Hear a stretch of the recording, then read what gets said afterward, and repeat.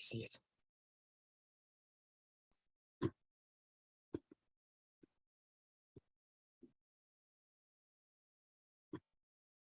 Hello, everyone, and welcome back to episode 116 of the Salvaggio and Cratty Sports Podcast. A little late because Ryan's Zoom decided to start freezing his computer and updating itself. So we're Lovely. a few minutes later than usual to go live here, but we're here.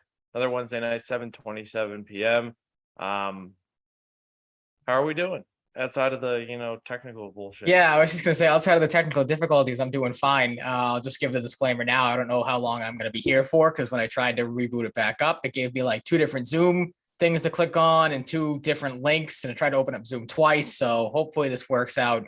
But other than that, and hopefully, barring that distraction, I'm doing well. How are you doing? You are, we're at the Celtics game last night. We're at the Bruins home opener, so you've been a busy man. How's things going for you?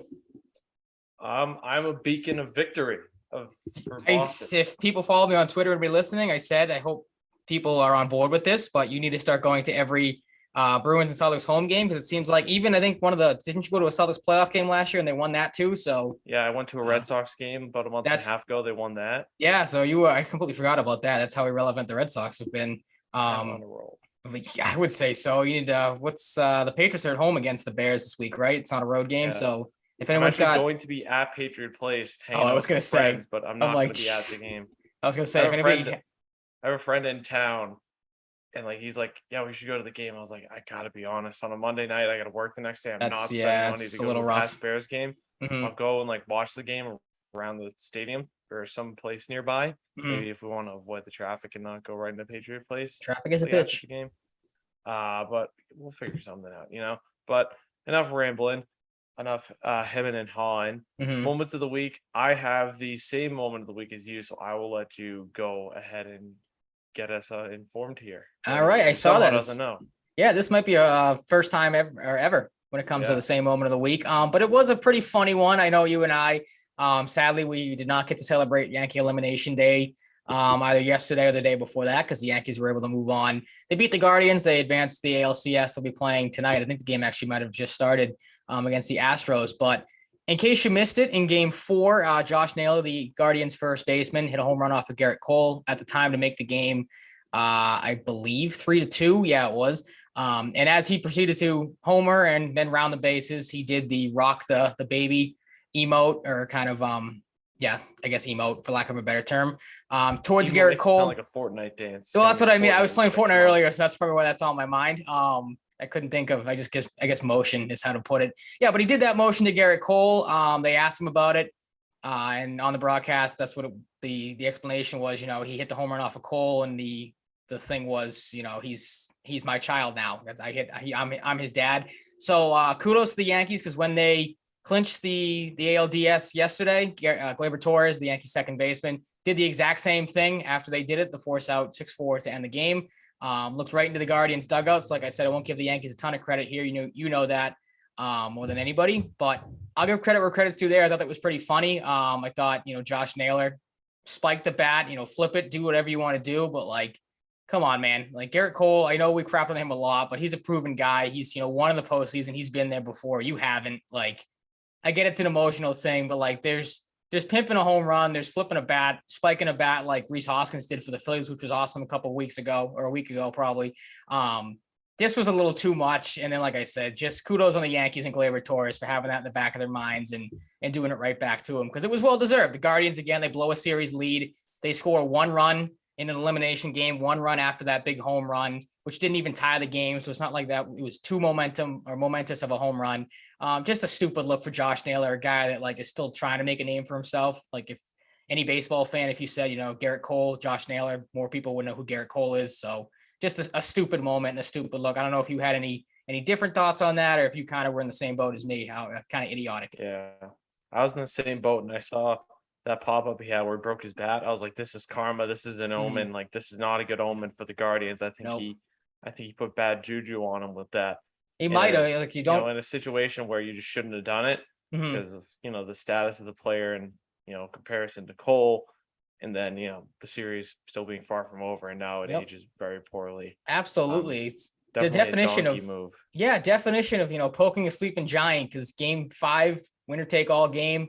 Stanton and Judge show up and come to play. They're both homer. Like, it's just literally awake a sleeping giant with those two. So it's just, again, an idiotic move. Like I said, you can flip your bat, you can do whatever, scream, yell, but when you show a guy up like that and then you just don't back it up afterwards, because they were shut out the rest of that game, I'm pretty sure. And then, like I said, they score 1 run in an elimination game. Like, it just shows that the Yankees were the better, more prepared team. And it kills me to say that, but it's true. Like, they had everything going for them at the end of that series. And like you said, I think that little stupid move from Naylor probably was like, all right, let's put these idiots away, because we're so far better than that team. It's not even funny.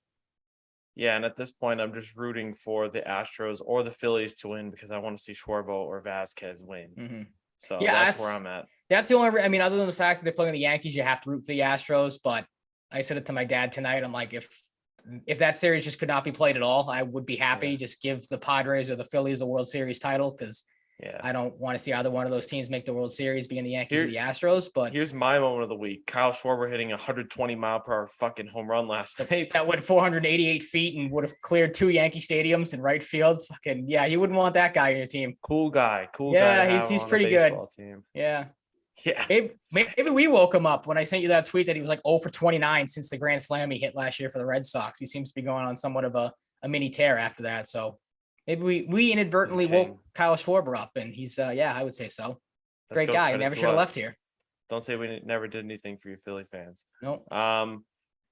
Yeah, but it was a quick moments of the week. This week, one of the bigger subjects and a loaded show we have on tap for you today is the NBA season. And the Celtics got started last night with a nice win over the Sixers, but we have some notes on that and plenty of predictions, so we might as well just get into that, shall we? Yeah, I have it the opposite way in the lineup, or the outline rather, but with you being at the game last night, trying to get your jogging memory, your fresh thoughts from it, we'll flip things. We'll start with the Celtics and 76ers reaction. Like you said, we don't say we don't do anything for you Phillies fan or Philadelphia fans. Now it's time to crap on Philadelphia because that was it was a fun game to watch, obviously from afar. You being there, I can only imagine the atmosphere, how crazy the atmosphere was.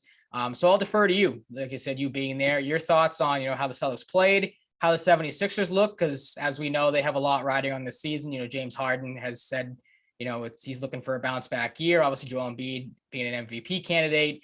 The 76ers are still very much there, but of course the Celtics are the defending Eastern Conference champions. They looked the part last night. Your overall thoughts on the game, maybe some of the Bill Russell stuff that happened before, because I didn't see a lot of that. I don't know how much they showed on the broadcast compared to how much they did.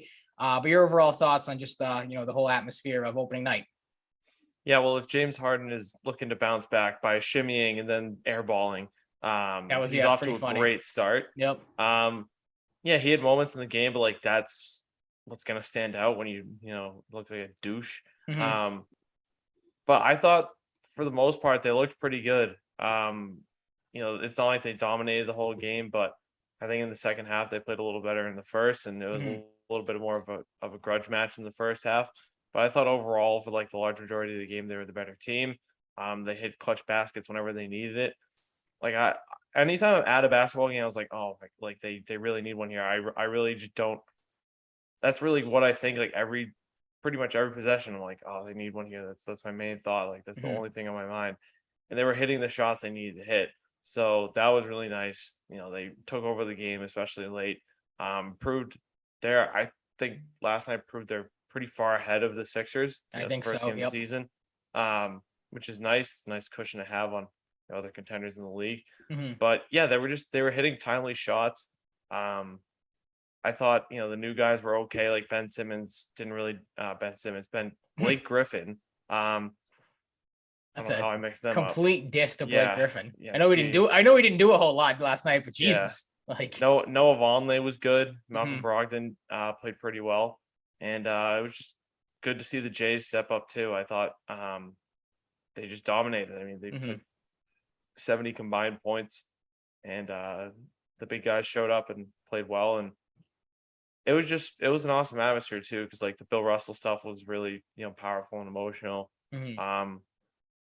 You can tell they really thought things out as a pretty long sequence of tributes.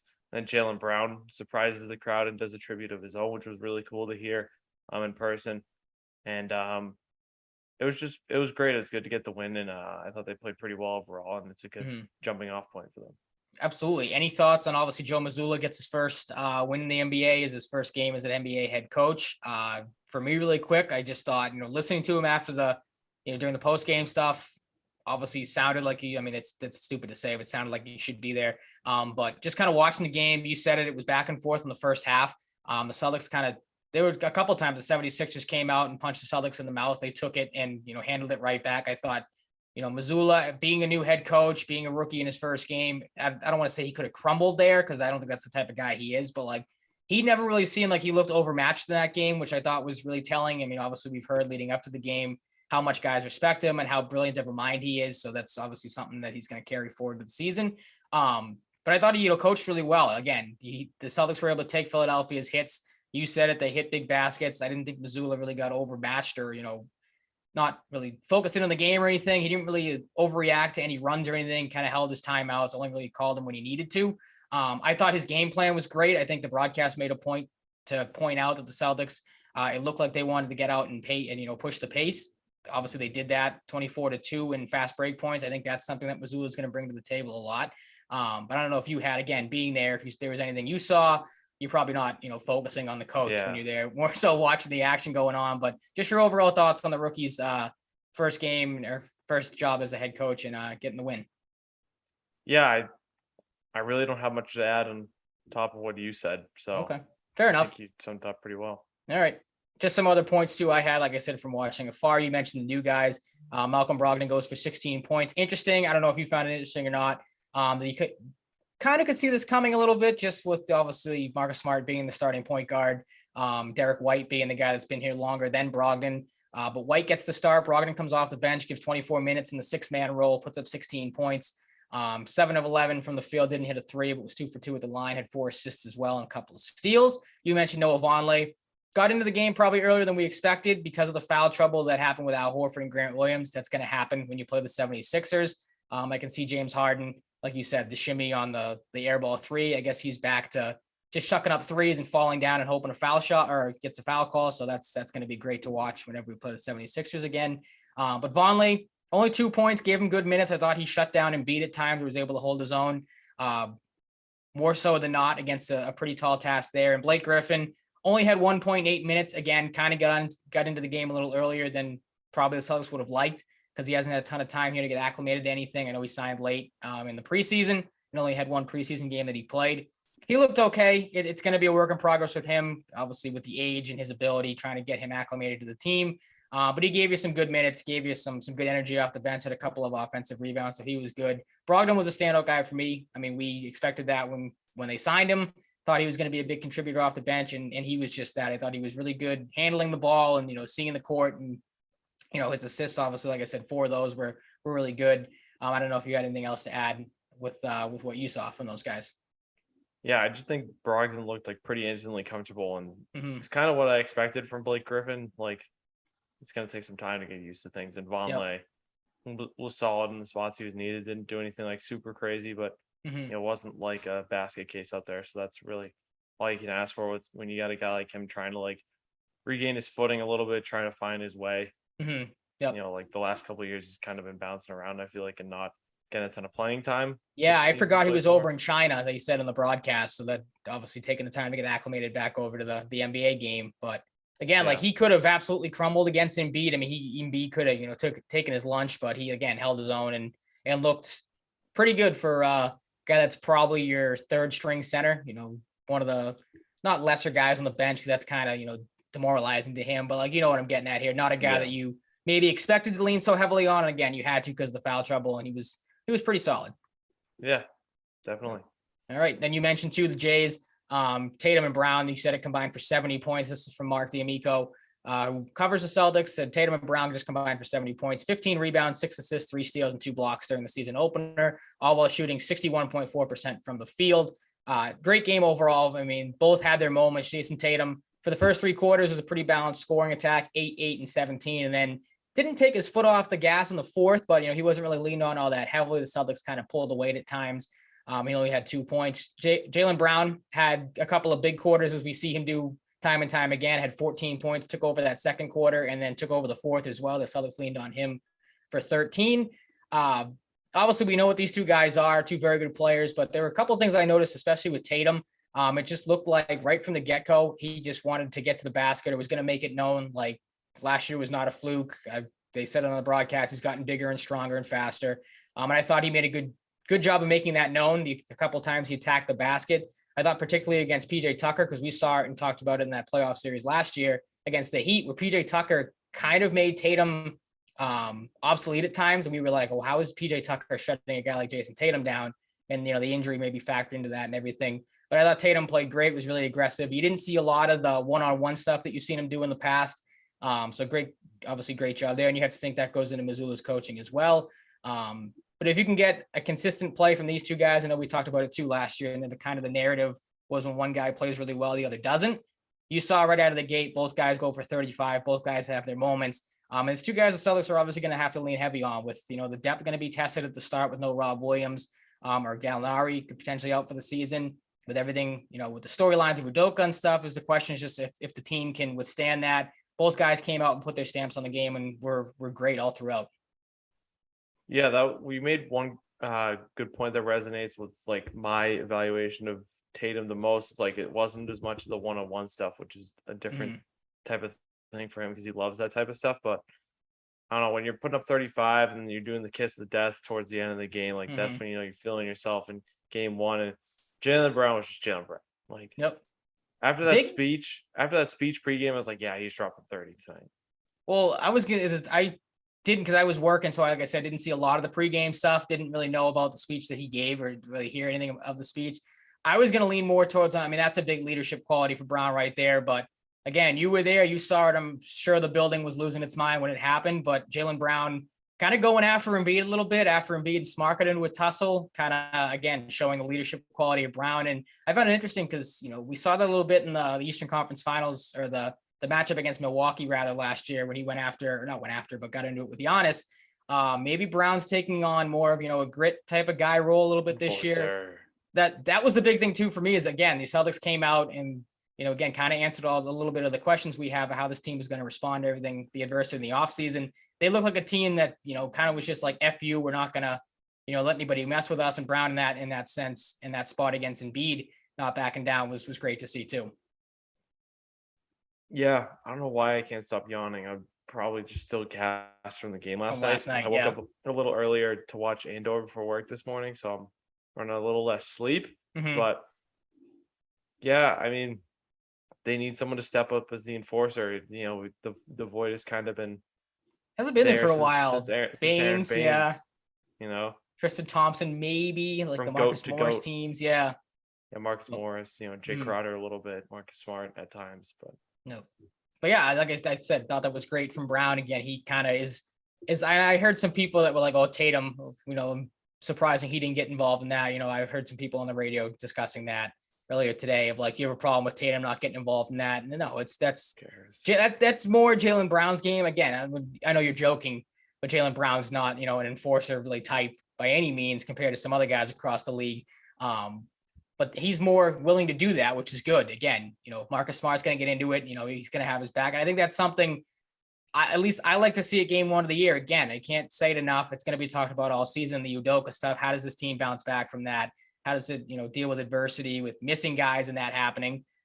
Right out of the gate, you see everyone kind of has their back. I know the story's been going around. I don't know if you saw the Sports Illustrated cover where it was supposed to be Jason Tatum and Jaylen Brown, and they said they weren't going to do it without Marcus Smart. So there's already, again, they've had camaraderie. They've been here for a long time, those three guys, but just it seems like everyone has each other's back right out of the gate, and that's good to see. Again, with the year that's probably going to have its ups and downs with how everything has started off. And again, they answered the call last night and looked pretty good against the 76ers team that, again, on paper is expected to be good, but there were some real questions with that team. I know James Harden, you mentioned, had a great game, 35 points for him, 8 rebounds and 7 assists. Like, can you count on that though, night in and night out from a guy like James Harden? I don't think you can. Joel Embiid, again, you were there. Maybe it was more apparent to you. To me, it looked like just watching it from afar, he looked like he gave up at times in that game, especially when things weren't going well. The Celtics able to hold him to 26 points.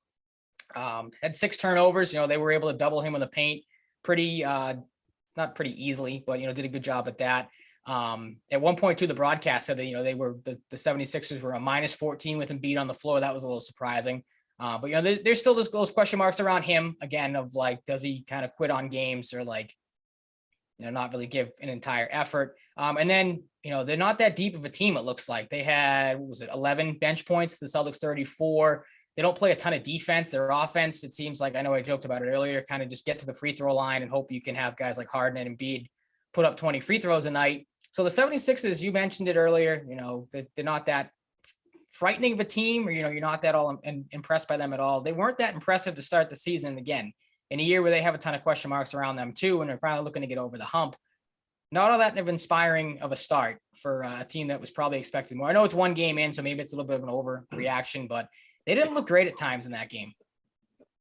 No, yeah, I kind of noticed that too during the game. Like, Embiid had a very up and down game. Mm-hmm. Like, there were times where I feel like he was involved in every play, and then stretches where he was just kind of in the background. Yeah, like, again, took plays off. There were a couple of defensive breakdowns where, like, clearly he didn't get back and his guys were running free. Like, not a ton of, I know the Celtics didn't have, we're going to struggle for rim protection without Rob Williams in there, but like Embiid at times wasn't really all that, engaged, it seemed like, defensively. So they've got some question marks. Again, it's one game in. So if there's any 76ers fans listening and we're crapping all over them, plenty of time to figure it out. But like, for a team that has so much riding on this season, not a overly inspiring performance. And again, that I think that goes in point to the Celtics being able to kind of shut them down in the second half. And I know, like we said earlier, go blow for blow in the first half and be able to hold their own and never really, they got down, but the Celtics, never really got down big and were able to come back from any lead that Philadelphia was able to put together. Yeah, it was a good start. Can't really complain.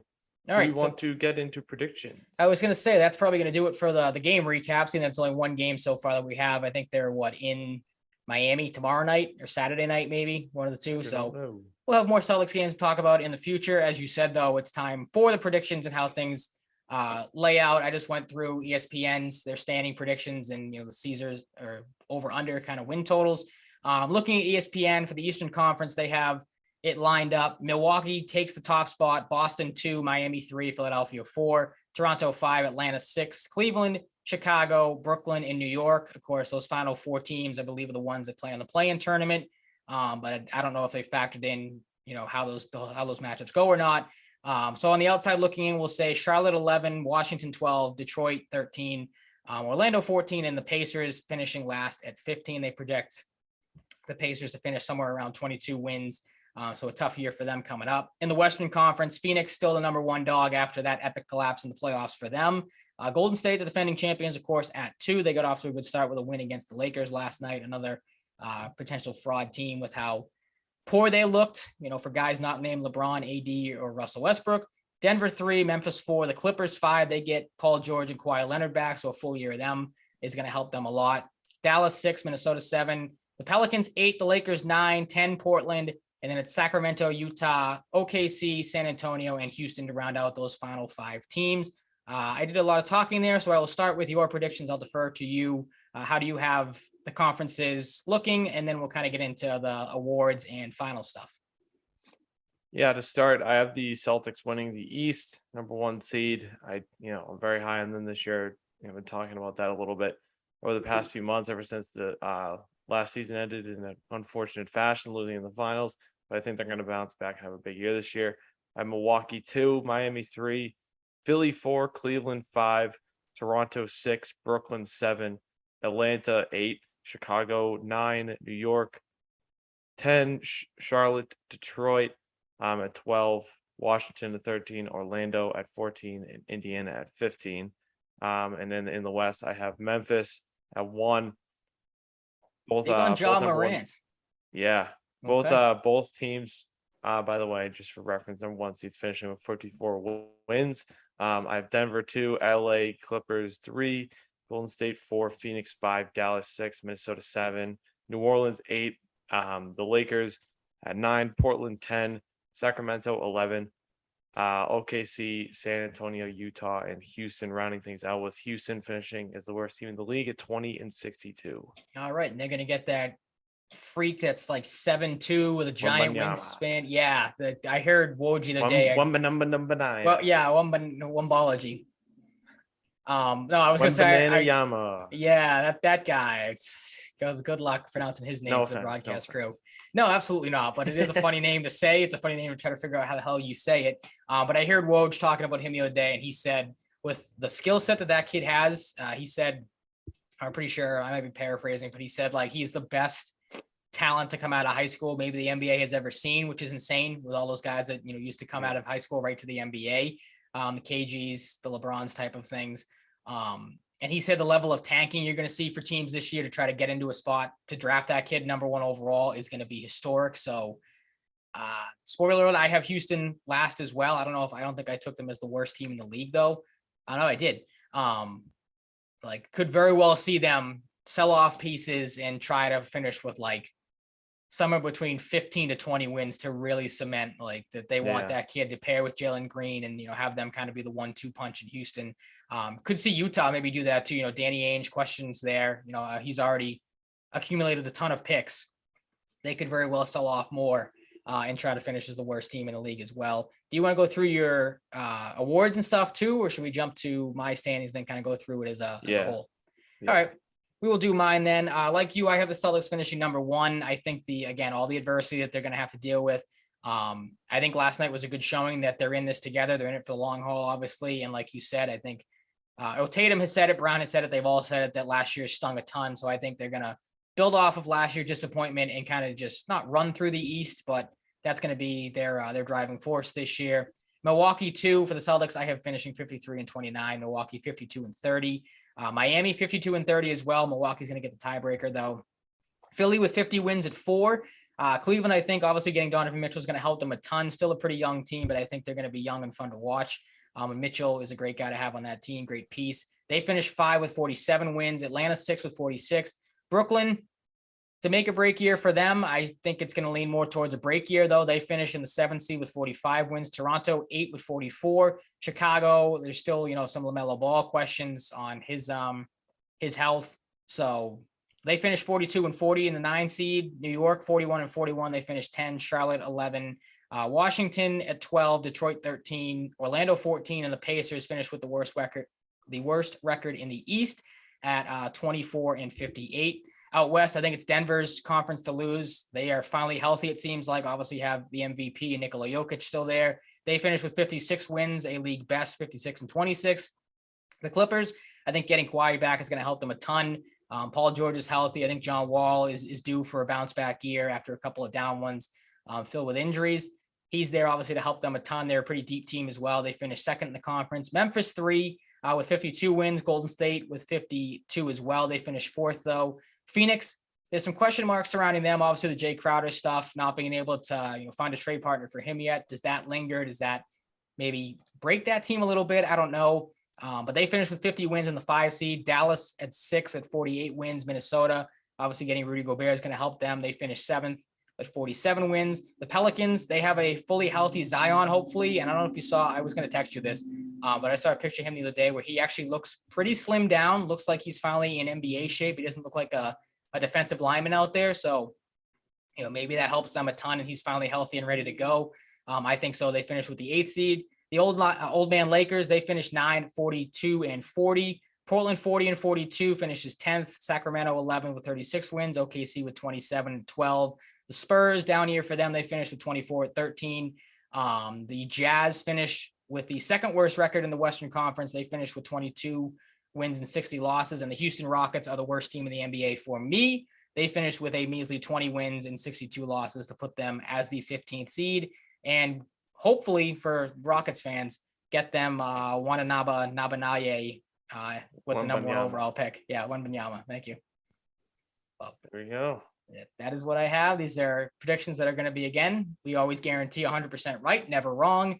Both of us 100% right too. Yep. Even though we have teams in different places and different playoff teams, or I think we have the same playoff teams for the most part. There's not a ton of parity in the NBA from year after year. Maybe a couple of different teams squeak in here or there, but that is that. Do you want to jump over to your award predictions and, of course, your Eastern Conference Finals, Western Conference Finals, and NBA Finals? Sure.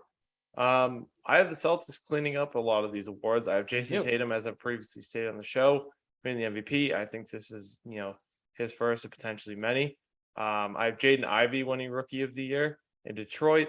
I have Defensive Player of the Year, maybe surprises some, but maybe not. Bam Adebayo. I think we're going to see a new Defensive Player of the Year. I think he's going to edge out Giannis and Marcus Smart. He would like that. I don't mean to cut you off, but he's done a lot of crying and bitching about Marcus Smart winning the Defensive Player of the Year last year, and he thought he was robbed. So, if Bam Adebayo is listening, congratulations. Mike has you for the Defensive Player of the Year this year.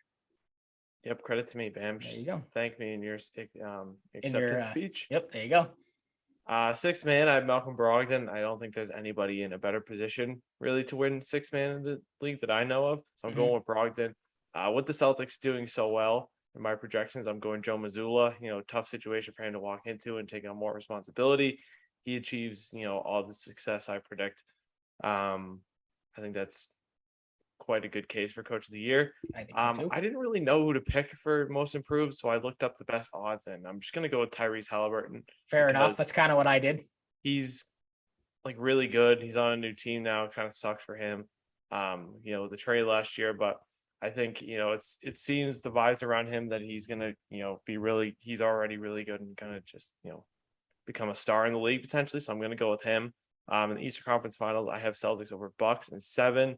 I have the Warriors over the Nuggets in 7, setting up a rematch in the final. I have the Celtics pulling it off this time around in 6 games. Good choice.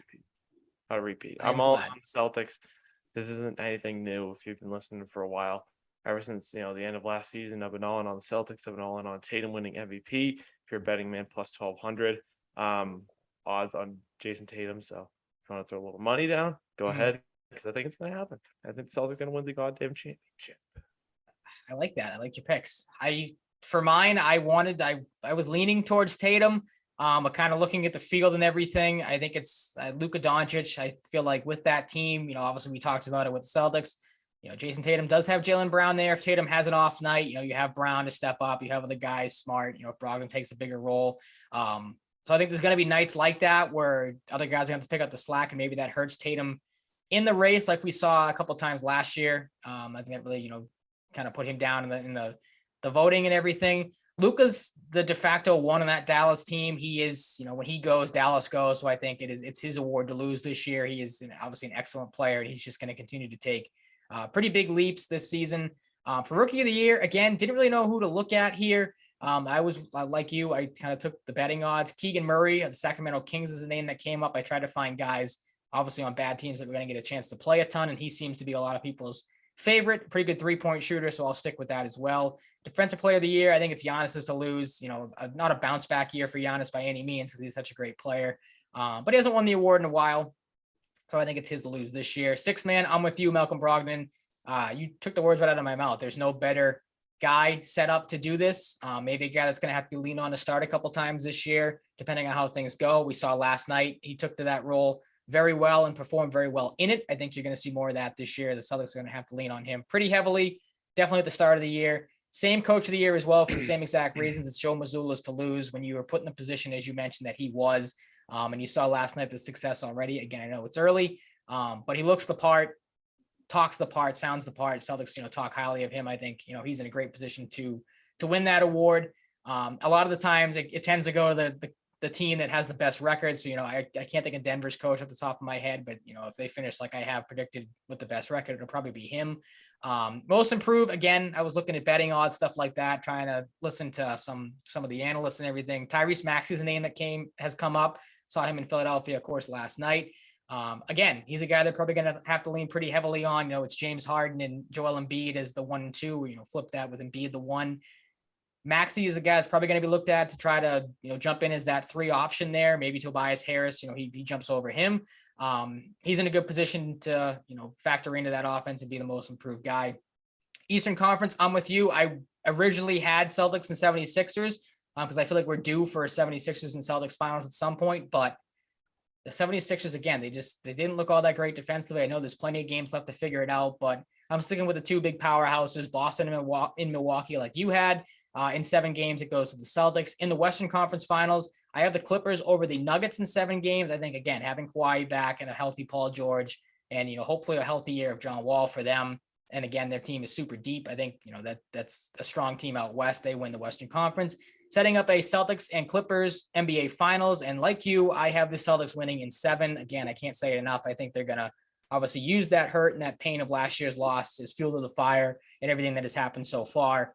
I think it's the Celtics to lose this year. They all seem to talk about it and, say how much it hurt last year and how much they want to get back. And, I know that's, people may think that of that as like, oh, they just say that.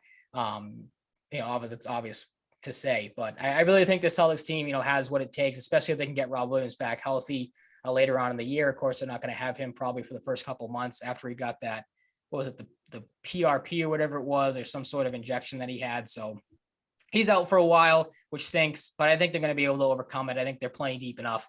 And you saw last night, obviously, the talent on the floor is going to be able to speak for itself. Most definitely. I Mhm. hope you're right about the majority of your picks, like mine. I do too. We have a lot ones. of Celtics ones. Yes. I know I forgot to put you in here under the outline. Do you have any Celtic specific, NBA specific bowl predictions, or should we just defer to what I have and you maybe go off of my thoughts if I don't want to put you on the spot here, if you don't have anything? Yeah, my main bold prediction, I guess, would be Tatum winning the MVP, because I don't think, I think it's an option out there, but it's not like a super popular one. So I'll go with that as my bold prediction. I don't really have anything I can think of around the league, to be honest, but if something pops into my head, I'll let you know. All right, we'll go for mine. And like I said, you can jump in with your thoughts. My first one, maybe not the boldest of predictions because of what happened in the offseason. But I think the writing's on the wall for Steve Nash. I don't think he makes it to Christmas with the Brooklyn Nets. I just don't see how. You heard everything in the offseason that, KD wasn't going to come back unless Steve Nash was fired. Kyrie doesn't want to play for Steve Nash, or doesn't respect him. All that stuff that really has been going on since day one, because a lot of people didn't think Steve Nash was the best fit when it came to those guys. Now you add Ben Simmons back into that mix. How is that going to gel? I think you and I both are in agreement. It's probably not going to. You're going to have, plenty of turmoil, and maybe you have another, trade request pop up for one of those guys. But I think, again, you can't fire the players, you fire the coach. So Steve Nash by December 1st is not going to have a job with the Brooklyn Nets. Hopefully he has a job in the NBA, because I don't think he's a bad head coach or a bad coach in general. But with those egos on that team and, Steve Nash, we saw it, at times last year, looked overmatched in the playoffs. He is not going to have a job very long in the NBA just because of the a-holes that he's coaching, which stinks. Yeah, I agree. I mean, I imagine he's probably at the top of people's list for guys to be fired first. Oh, without a doubt. He's the hot seat. It's the hottest for him. There's not another guy, I don't think, across the NBA that has the microscope on him any more than Steve Nash does. And again, it stinks. Yeah, you have those superstar players, but push comes to shove, Nash is the one that's going to get screwed over here. Yeah, it certainly seems that way, don't it? Mm-hmm. I will stick with problematic stuff for my second of my bold predictions. I think Russell Westbrook and Pat Beverly, obviously you saw the Lakers lose last night, didn't look all that great, again, outside of their big three. I think Russ and Pat Beverly have a Draymond and Jordan Poole moment. Maybe that's in practice. Maybe that's during a game where they jar at each other. And I think you're finally going to see Russell Westbrook traded. I know Indiana has come up a lot. I think that's the clear spot really for him. Funny. It would be. Funny. I mean, he just goes from freaking Washington, just playing for nothing there, to going to potentially the worst team in the league, after going to the Lakers and everybody hyping them up for nothing. I know that should be really funny. The Lakers are going to have to do something. I mean, that team is still too old. They don't have a ton of depth. This, again, we saw last night. They're going to have to do something. I know the trade that has been proposed is Miles Turner and Buddy Hield. That would obviously help them a ton. So it would be so Lakers too to make that trade, and it still doesn't help them make the playoffs. It still doesn't help them go deep. I saw Miles Turner. He's not even going to play tonight in the Pacers opener, because I think he tweaked his foot or his ankle. So maybe not the boldest of predictions, because maybe it won't happen. But I don't think Russell Westbrook's time in LA is long. I don't think, even when they signed him or traded for him, whatever the deal was, that him and Pat Beverly are a good fit together to begin with. So something's going to have to give there. And again, with all the talk of Russell Westbrook being the odd man out, he's going to go at some point, whether that's the trade deadline or before that. They're going to have to make a move and get him out of there. Yeah, I think he's got to be at the top of people's list. I know I just said something similar for the coaching stuff, but it's true though. Firing, he's got to be at the top of the list for biggest name to be traded first. So. Mm-hmm. All right. Speaking of trades, on to the next one. My big trade deadline move is like I said, the Utah Jazz. They're still looking to sell guys, be one of the worst teams in the league. Danny Ainge is trying to get as many picks as he can. Mike Conley is a big name to move at the deadline for me, and the team he gets traded to is the Dallas Mavericks. I just got done saying that Luka's the main guy on that team, could use a little bit more help. They lost Jalen Brunson, obviously a good point guard, to the Knicks this offseason. Mike Conley, I think it's the perfect fit there. You pair him with Luka, and if you're the Mavericks, you try to make a deep playoff run off of those two guys, because I think they could play really well off one another. Conley's maybe not the offensive threat he used to be, but still a pretty good facilitator, and anything that can free stuff up for Luka Doncic is probably a good success plan for the Mavericks. Yeah, not too bad. I kind of went semi-bold compared to I have two Celtics, main Celtics predictions. I went less bold as you did with the MVP stuff. I have Jason Tatum finishing in the top 3. Again, played great the other night. Looked like, the leader that we expected him to be, on the court, lead by example, stuff like that. But like I said, there's just too many other options. You could even throw Joel Embiid into that. I know he's been a top 3 finisher the last couple of years because he's been the top guy on that team in Philadelphia.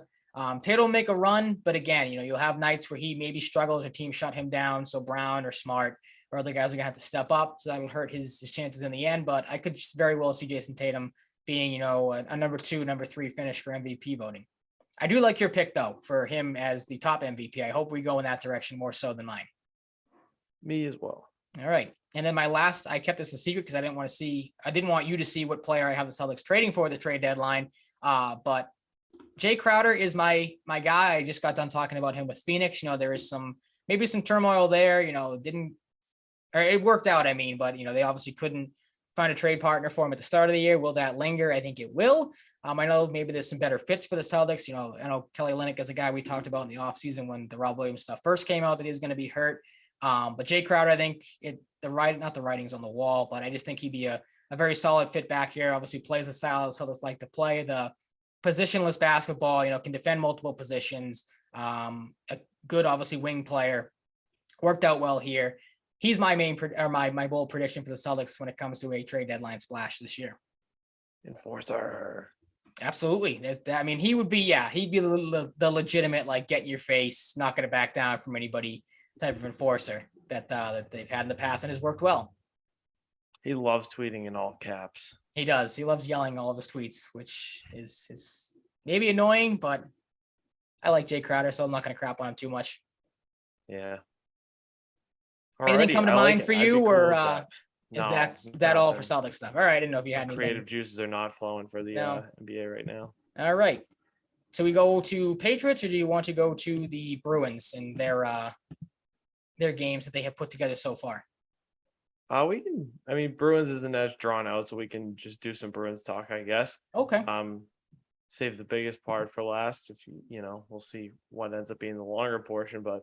Gotcha. I feel like the football segments are pretty loaded. So yep. Bruins are doing pretty good.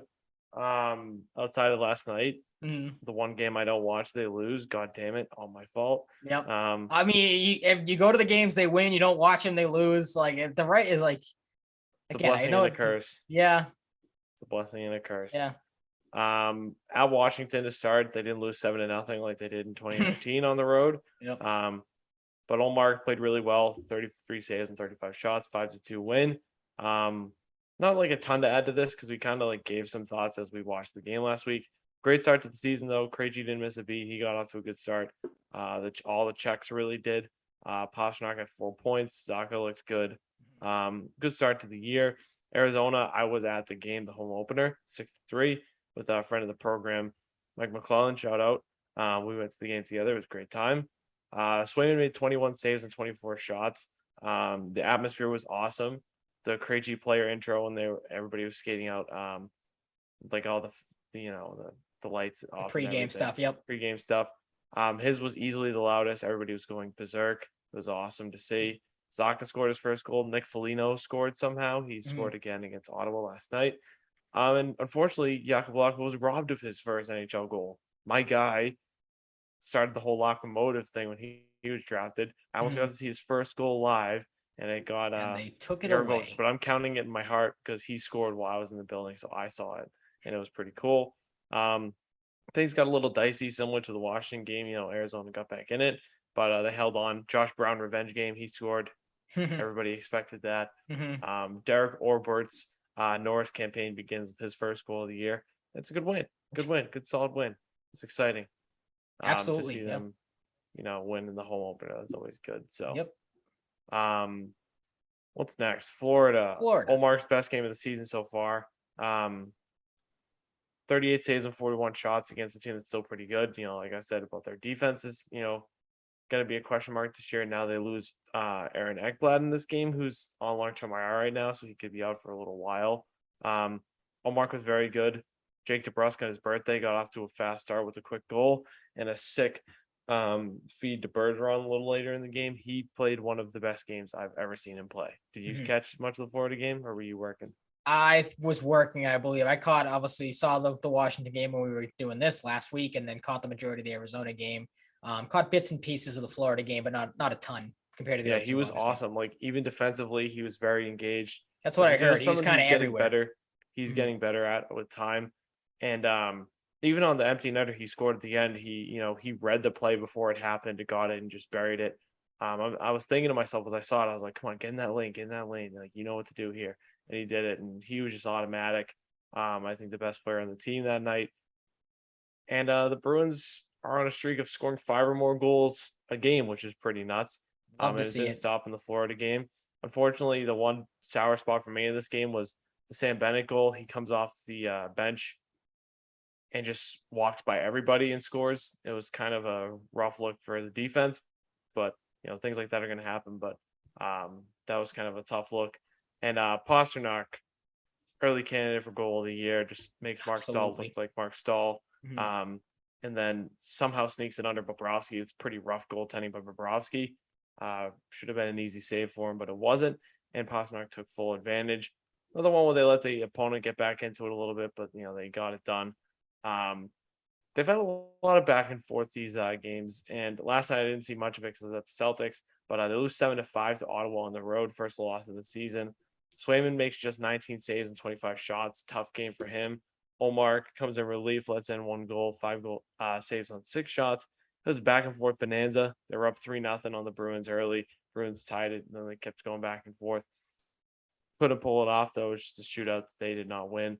Only really saw the highlights in this game. It was a rough one for Swayman, which he took ownership of, which is fine. Not really too worried about it. Glad to see him, step up as well. And wear it on his chest because it's just one of those things that happens every once in a while.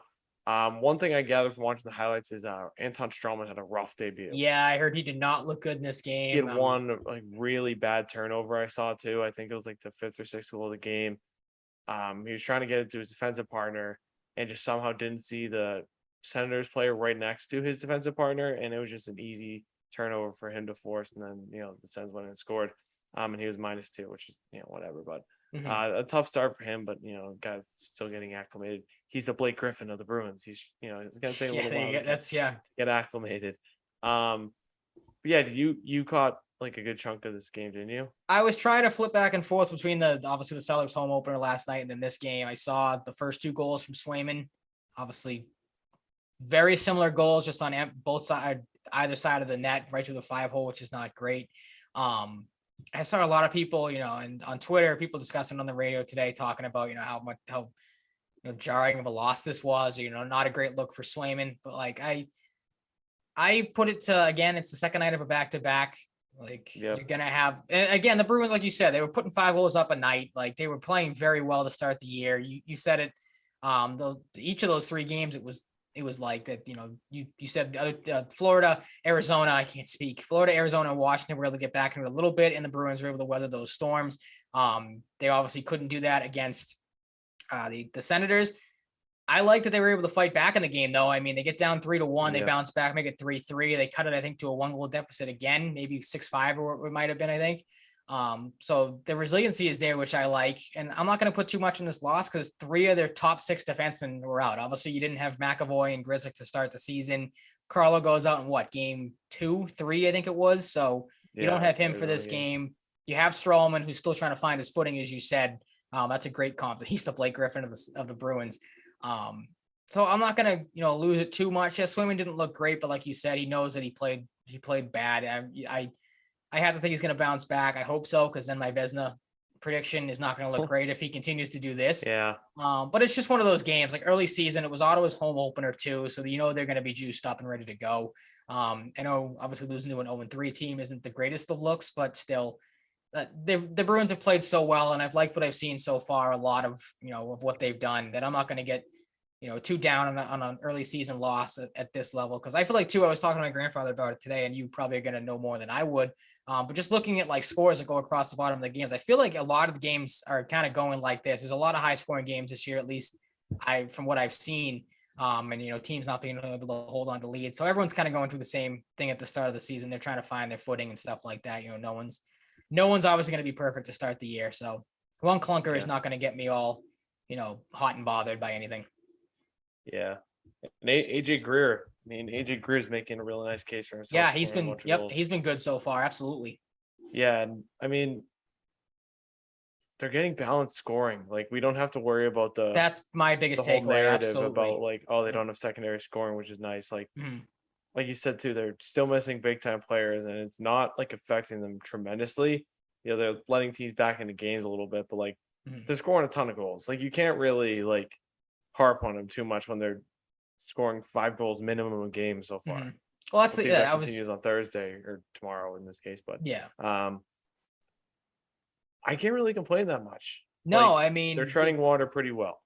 Absolutely. The thing too is, I mean, maybe people forget that they're like, I didn't know this about Montgomery. Obviously, the big thing with him when they came in, I think you told me this before. I've had other people, my uncle, my grandfather said the same thing. His strategy and his play style, or his coaching style rather, is he obviously wants the defenseman to pinch more and be more involved in the offense. You're going to have plays like this or games like this where maybe the defense is out of position because of that. And you're going to have some shootout games. Not obviously literally in this case, but like you said earlier, back and forth games. So that's going to come with these, this type of coaching style, I feel like. And again, it's early in the season. The Bruins, who would play in the defense specifically, played such a different strategy under Cassidy. It's going to take a couple games, probably, a month at least, maybe, to get acclimated to Montgomery's system. So you're going to have these growing pains type of things. But like you said, I can't complain too much when how many times doing Bruins previews or doing the first couple games of the season do we sit here and go, oh, they won the game, but you look at the box score and it's Bergeron, Marchand, Pastrnak that were the 3 goal scorers. You've gotten 12 different players. I looked it up last night because I was curious. 12 different players with at least 1 goal and 16 different players with at least a point this season. Like, you can't complain about that. Every line scored at least 1 goal last night. Again, I know it's a loss, so take that as you will, but you're getting production up and down the lineup. Nick Foligno has 2 goals in 4 games. So that's total. Absolutely. That's great to see. Again, I can't complain about that. Again, Carlo being hurt is a big concern for me moving forward, because, we've talked about him numerous times not being able to stay healthy. And at this point, is it, I don't want to say it's becoming a burden, because again, it's early on in the season, but there's definitely some concerns there that, his health. I don't like, again, I know you don't read into plus minus a ton. I don't know if you have any concerns with that check line being a combined -6 to start the year. Krejci's -4, Zacha's -3. Pasternak's a +1, so that's good. You expect him to be good there, but do you put that on just, Krejci trying to get back into things because he's looked good offensively, but the defense hasn't been there? Do you maybe put that more into the strategy of, again, guys are trying to learn Montgomery's system and there's going to be growing pains? Yeah, that's exactly it. I think people are adapting, and I mean, like, that line is putting up points, so it'd be different if they were just getting caved in and not scoring. So much so that David Pastrnak is tied for a second in the league in scoring. So, like, I'm not really going to complain too much. Yeah, I was just looking at that. I don't want to say I found it jarring, because again, they're playing well, but on that point, like with how well they were playing, I didn't expect, Krejci to be a -4 and Zacha to be a -3. I thought it would be more so, closer to +1, +2, somewhere in that, maybe -1 range, but that was a little eye-opening. But again, early on in the season, not a big problem there. And then, Swayman, a clunker there. I don't know. I'm not going to, be too concerned about him, but Olmark, like you said, has looked really good so far this season. So maybe they lean on him a little more to start the season just because of how well he's played. I don't know if we talked about it leading into that Washington game, if you were surprised at all that he was getting the start over Swayman. But he is not at all. No. Okay. Fair enough. Just like the goaltending, like whoever starts which game is pretty much innocuous to me. Okay. Like they know how the balance works, and they're gonna figure it out how they see fit. So Gotcha. I don't really. It's good in this way. I don't really see reason to read too much into it unless they give you an outright reason to. So All right, that was my that's where one I'm thing at. I was wondering to get your thoughts on. So Yeah. that answers that question then. Yeah, I mean, overall things are pretty good. We'll see if they continue. Anaheim is up next tomorrow. Troy Terry's currently leading them and scoring 6 points in 4 games. They're fitting the bill with their success so far, but the really interesting thing is like their goaltending so far. I think both of their goalies have a 4.8 goals against or worse. That's pretty bad. So things are not going very well. Their defense is pretty rough. But they're a team that can score, so maybe they give the Bruins some fits. But Anaheim up next. On Saturday, they have Minnesota, who's 0-3, surprisingly, but Kirill Kaprizov is playing like Kirill Kaprizov, 5 points in 3 games, somehow a -8. Oh my God. They're getting caved in, but Early season Kaprizov's playing struggles. good. They gotta just sort them things out. Should still be a pretty solid team, but struggling right now. The polar opposite over there in the West is Dallas, who's 3-0, off to a hot start. Mason Marchment is playing really good as their new addition, tied with Rope Hintz and Jason Robertson with 5 points each to lead them in scoring. Biggest story for them is Jake Ottinger playing out of his mind. He has a 1.0 goals against average and a 966 save percentage and a 3-0 record so far. So that'll help. He looks fantastic. So glad I have him on my fantasy team. And the Stars are glad they have him locked up for the next few years now and that he's playing really well. Picking up where he left off in the playoffs last year, which was some of the best goaltending I've ever seen, especially for a rookie in the playoffs. He was just like willing them to victory, and they couldn't quite get it done. But man, is he good. He's very good. Mm-hmm. Anything that stands out to you about the week ahead? Besides Again, Minnesota being terrible. well, that's what I was going to say. It's early on, so I don't want to call these games like cupcake games because, again, everyone's still trying to find their footing and everything. That's just my big thing is continue to get acclimated to the system of Montgomery. Again, there's going to be growing pains with how things go with, a completely different system than what the defense is used to. Hopefully Carlo can get healthy because, again, that's a big loss if you don't have him with obviously McAvoy and Grzelcyk being out to start the year. Grzelcyk, I would have to assume, I've heard stuff that he might be back sooner rather than later. Yeah. So that's good. Maybe you get him in the lineup, especially if Carlo is still out. And just obviously keep up the scoring. Like, it's nice to see. Don't go back into this hole where it's just your first line is putting up the points and no one's doing anything else. But I don't expect that because of how balanced everything has been and how good they've looked so far. Yeah, I mean, I'm kind of expecting Carlo and Grzelcyk both to be back by the next time we record, so that's okay. Good. That's good. But it's kind of hard to say with Grzelcyk because he's progressing well, but we don't have a firm date. But it doesn't sound like Carlos is going to be like super long term, so I think we could see him back relatively soon. Okay. And freaking Marchand was skating without a non-contact jersey, so maybe we'll see Marchand sooner than Thanksgiving, which is when he was anticipated to be back. But the fact that he already has the non-contact sweater off and he's participating in drills and pretty close to full speed, and there were all the media was saying he's flying out there, pretty nuts. So maybe we get Brad Marchand back earlier than expected, which would be massive. How would you shake things up on that point then? If you are having to take somebody out of the lineup, who goes and who gets moved where?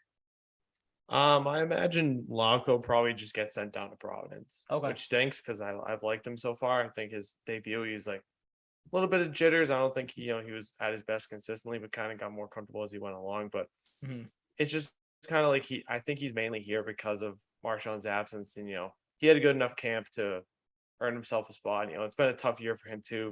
So it was I imagine very rewarding for him to be in the mix. He goes from having, I think he had 19 points in his first stint in the AHL in 25 games. They deals with a bunch of injuries last year, and struggling to get his footing back at 19 points and a -28 rating in 54 games. So it's been up and down for him. He's a good producer in the Q when he played in the Q, but to have some consistency and some rhythm here for him has to be nice. And I think they'll let him get a chance to dip his feet in the water, and it kind of gives them a good barometer if they send him down. Do we think he's a good enough call-up option?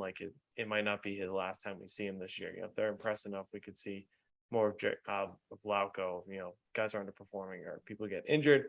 So it's been a good showing for him so far, but I imagine Lauko is the guy that gets bumped out of the mix, but he'll be fine. I think this will be a good confidence boost, and for him to, hopefully for his sake, stay healthy and be an effective AHL contributor for however long that lasts, because I right. imagine that's what's going to happen. But I mean, yeah, it's been a good opportunity for him to get some NHL experience. So can't really complain too much. No, And absolutely for him, not. just got to build on what he's creating for himself here, and maybe establish a permanent role in the future. Any other Bruins thoughts before we get to Patriots and stuff? Not that I can think of, or anything else that really stands out from what I've seen so far. Yeah. All righty. Well, let's get into Patriots stuff then, because they beat the Browns by a lot, 38-15. I think this was almost scoregami territory. I think if it went to 45-15, it would have been, which would have been sick. I might be mistaken, but huge win. So we might as well get studs and duds, because it's one of those weeks again where it's kind of tough to find the duds, but we will do it anyway. It was very tough to find the duds. As we'll see with my three. It's one in particular. Yeah, that's it. The number one spot at this point is just it's locked in because of how just utterly bad it's been. The new Marshall Newhouse. Yeah, that's saying something. Oh, I mean, that's really saying something, because I don't remember Marshall Newhouse, or I was thinking about it earlier. We've lived through a year of Cam Newton and the years of N'Keal Harry, and even those guys weren't as consistently in a row week by week on the dud list as this one player has been. But we'll start with the positives. We'll start with the studs, because there was a decent amount of those in this game. Like you said, when you do win a game 38-15, I'll start with Dietrich Wise. He was my number 3 tackles, a sack, a quarterback hit, 1 pass defense, and a forced fumble. Also played 84% of the snaps, which I believe was the highest for any defensive lineman. I might have been actually the highest for any defensive player for the Patriots as a whole. He got hurt at one point too, so playing 84% of snaps. Yeah, he got hurt, gritted it out. He was excellent in this game, was all over the field. The defensive line as a whole was great. When you hold Nick Chubb to, what was it, like 58 rushing yards or something ridiculous, he was a non-factor in this game. Kareem Hunt is who we talked about leading up to the game, who had hurt the Patriots in the past. He was pretty much non-existent, and I can't even really remember any of the, if he even had a standout play in this game. Dietrich Wise set the tone, though. He was great. Was again all over the field. Was in Jacoby Brissett's grill more than once. Was a really good game for him. And again, we're a game where the defensive line as a whole stood out. Yeah, definitely. He's showing up and with the C on his sweater. Absolutely. Not literally, but figuratively. This year, I have Hunter Henry, biggest game of the year for him so far. Absolutely. They got him in the mix quite a bit. 4 catches on 7 targets for 61 yards. Best game of the season. Not really much more to add. It's nice to see that for the tight end position. Saw a big play from Johnny Smith as well, even though that was pretty much it for him. Nice to see the tight ends get involved. Absolutely. You pay all that money for him, and you finally, I think I said it when it happened watching the game. Like the first drive coming out of halftime, you go to your 2 big tight ends and your rookie wide receiver. Like, they should be doing that a hell of a lot more, and hopefully they are moving forward, because they were zipping the ball all over the place when those guys' numbers were called. Moving on to number, yeah, there you go. Moving on to 2, you have the same, I believe, as well. Yep, we both have Jalen Mills. Great game for him. There's not many times we say that about Jalen Mills, but we're give credit where credit's due. 4 tackles, had a pick. 1 pass breakup as well. This is from Mark Daniels on Twitter. Quote, Brissett was 1 for 4 for 13 yards to Amari Cooper when Mills was in coverage. I also thought the defensive pass interference was weak, as do I. So it could have been 1 for 5 if that defensive pass interference wasn't called. Great game for Mills. He's a guy that, has been under the microscope for us for a while because of how, at times poorly he has looked and how poorly he's played as the number 1 corner. There was, a ton of skepticism for me when, they named him the number 1 corner, or kind of made him the number 1 corner. He was great in this game. Same thing. Amari Cooper was pretty much held to nothing in this game. Again, there were, not many times he did a whole lot. Obviously did have that big touchdown catch that was against Miles Bryant, who, spoiler alert, we'll get to in a little bit. Sorry to spoil one of your duds. But yeah, good game for Jalen Mills. I don't know if you had anything else to add other than what I had. Yeah, it was just nice to see him in stud territory for once. Absolutely. He summed it up pretty well. Yep. And then on to number 1, again, pretty obviously if you watch the game, the rookie, the kid, the 4th round pick, Bailey Zappi, maybe starting a quarterback controversy in New England. We'll get to that in a little bit. Oh, yeah. But he was great in this game, 24 for 34. They finally, it seemed like, let a quarterback throw the ball a little bit more than, we've seen in the past. And Zappi was great, 309 yards, 2 touchdowns, 2 sacks, a rating of 118.4. Made some really great throws, that throw down the sideline to Devontae Parker. Again, the 50-50 ball that Parker was insane too. It was a great catch by him, a great all-around play. I thought Zappi in a game where, you're going up against Miles Bryant, there was one pass where he kind of just stared him down. Did I say Miles Bryant? I meant Myles Garrett. Just stared him down, threw it, right by him. Wasn't really fazed by any of the pressure he gave. Did have the strip sack, but again, I don't put that on Zappe. Put that on our number one dud. But he was right in this game, was able to throw the ball really well, made some great decisions. His pocket presence, I thought, was excellent again. And really, really good game for him. Yeah, he just keeps getting more comfortable. That's all you can Absolutely. really ask for a guy filling a spot. Maybe he keeps playing mistake-free football too. Yeah, maybe muddying the waters in terms of like what they want to do when Mac Jones is back, but at least for himself, he's establishing a case, that they can trust him over maybe Hoyer, who would have been their first option. Yeah, I think Hoyer's days are done after this. Like, it's so make him a de facto coordinator at this point, because it's Zappe's backup job to have. At the very least, when Bailey Zappi hits free agency someday, if he takes over the starting job from Mac, he'll get like big money as a backup, or That's maybe true. someone starter. Yep, he'll be one of the higher paid backups, because he's definitely earned it so far. Again, we're just 3.5 games in, but can't heap his praises enough. On to the dud side of thing, though, and like you said, it was pretty tough to find duds. We have the same number one, but a couple different ones here. Again, controversial for me. I know he had 2 touchdowns, but I did put Ramondre Stevenson on the duds list. And again, hear me out here. Looking it up going into the game, primarily working as Damian Harris's backup. He averaged 5.5 yards per carry. Obviously gets a bigger role with Damian Harris out, and pretty much no backup, because we thought Kevin Harris or Pierre Strong might get a little bit more looks. They didn't. I think Harris had 1 rush. Pierre Strong might have had 4, if I'm right. No, they both had 1, I think. Did they both have 1? Okay, so yeah, basically 0 backup for Ramondre Stevenson. He had 19 or 20 carries, I'm pretty sure. But not a great game for him. He only averaged 4 yards per carry, which again isn't terrible, but not great by his standards. That was the second lowest of his season so far, only behind his week 1 performance against Miami, where he averaged 3.1 on 8 carries. So not a great sample size there, but still, Cleveland's rush defense isn't the best on the planet. So you thought Stevenson was going to be able to feast a little more. He really didn't. Pretty pedestrian game by his standards, in a game where it was so tough to find duds. One of his, I don't want to say worst game, because he wasn't horrible in this game, but with his standards and what he's done, especially the game he had against the Lions, you expected bigger things from him, and it was pretty much just a pretty average day for him, minus the 2 touchdowns, obviously. Yeah, there's definitely a case for it, but I think it's very bold of you to put a guy who scored 2 touchdowns in. Believe me, I struggled. I sat here and I'm like, hard. I'm like, my 1 and 2s are obvious, but I can't find a 3. And I'm like, you know what? I'll try to ruffle some feathers here and see what happens. Yeah, I actually looked. Harris had 3 carries and Strong had 1. So I was okay. So I flipped it. Yep. I had Miles Bryant as my number 3 dud, because he wasn't typical Miles Bryant in this game, but didn't really do much with 1 tackle and 1 assisted tackle, but he did get cooked by Amari Cooper on that touchdown. Goes to show again, when teams find an opportunity to find a size mismatch, because he's a smaller corner, they take advantage of it. Absolutely. And it could have hurt them if this was a closer game, but luckily it didn't. So, I'm just going to put Miles Bryant right there. All right, fair enough. My 2, I had Trent Brown, one of the 2 tackles that did not have a great game. Brown allowed a sack, had a holding penalty, and a false start penalty. 2 penalties, not great. That was a big thing too for the Patriots. A lot of penalties in this game. Not a great look there. Obviously had to clean that up.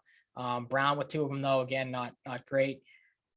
Again, kind of a struggle to find duds, but not a great game from him.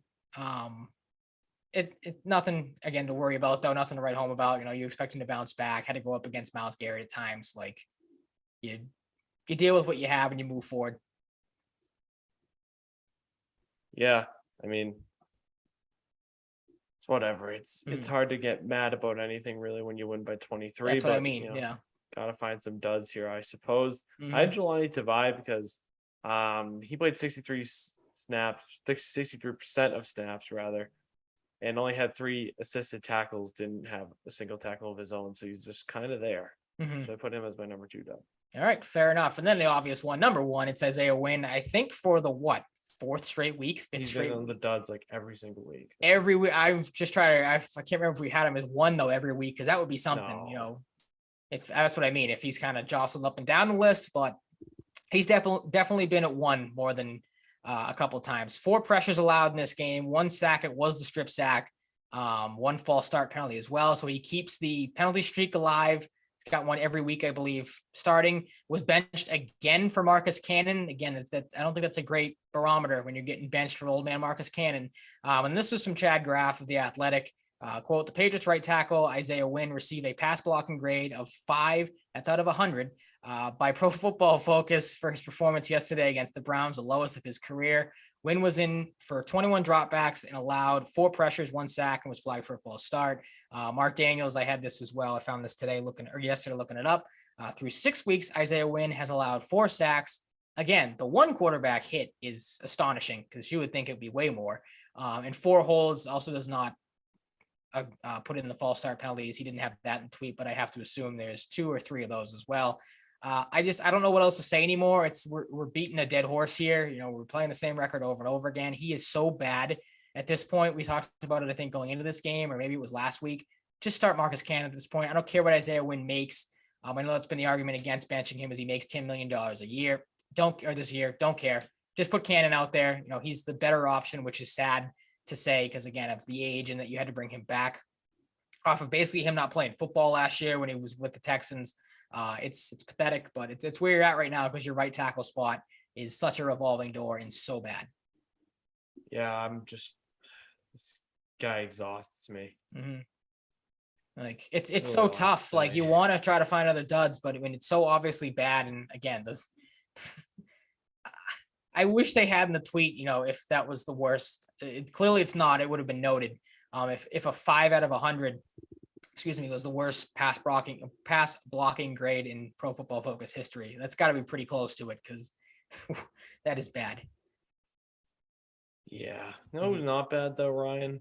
Oh, Tyquan Thornton. Yeah, like I mentioned, we finally got a little bit more Tyquan Thornton. Obviously, it was not in a great spot because Kendrick Bourne left the game with what's now being deemed as turf toe. So he's probably going to be out for a while. Nelson Aguilar obviously did not suit up in this game with I think it was a hamstring injury he had.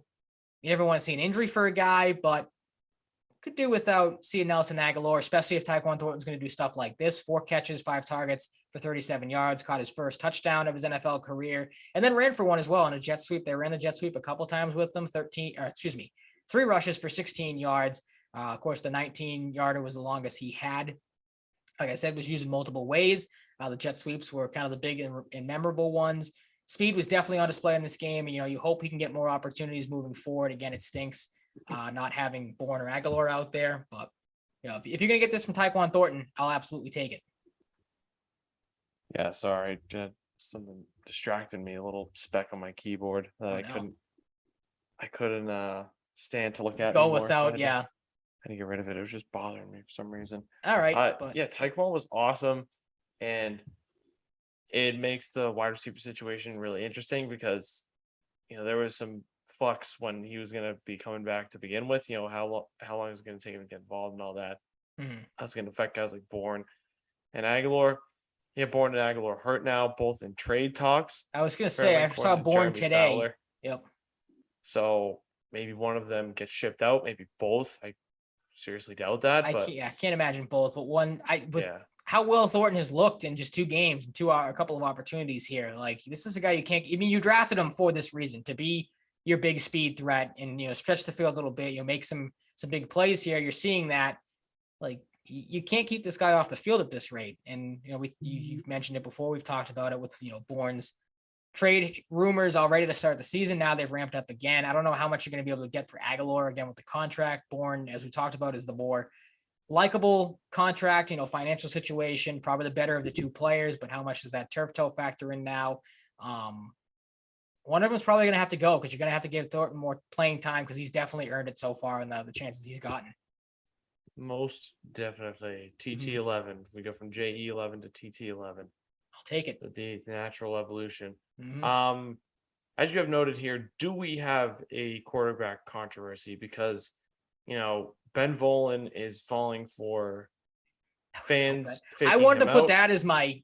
I debated putting that as the moment of the week because, I mean, that was pathetic this morning. Like, yeah, I mean, you just can't fall for that. You can't just trust anybody there. And like, he's putting things out that, like, you know, Mac isn't like the most well-liked guy, and, you know, ruffled people not pushed people the wrong way, like, but yeah, like stuff about Hoyer, like all this nonsense is just not true.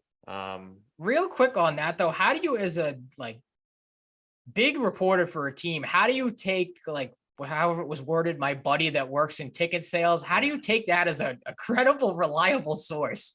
Like, people who just want the scoop that bad, they I will guess vet the to be source. first on something so just idiotic sounding and so completely wrong that it's like, I was again listening. I think I talked to you about this. I was listening to that interview on EEI this morning, and even there was a Greg Hill show. So even they were like, where are you getting the source from? Like, why would you put this out here if you're not? And then listening to Ben Volen try to backtrack and be like, oh well, I can't really say what I don't really know. Like, I don't want to no, just say that you got it from some idiot that's probably sitting in a bar. It was like, oh, let me with Ben Volen really quick and just try to see if I can, start some rumors and start some BS about the Patriots and see how far we can take this. Like, horrible look.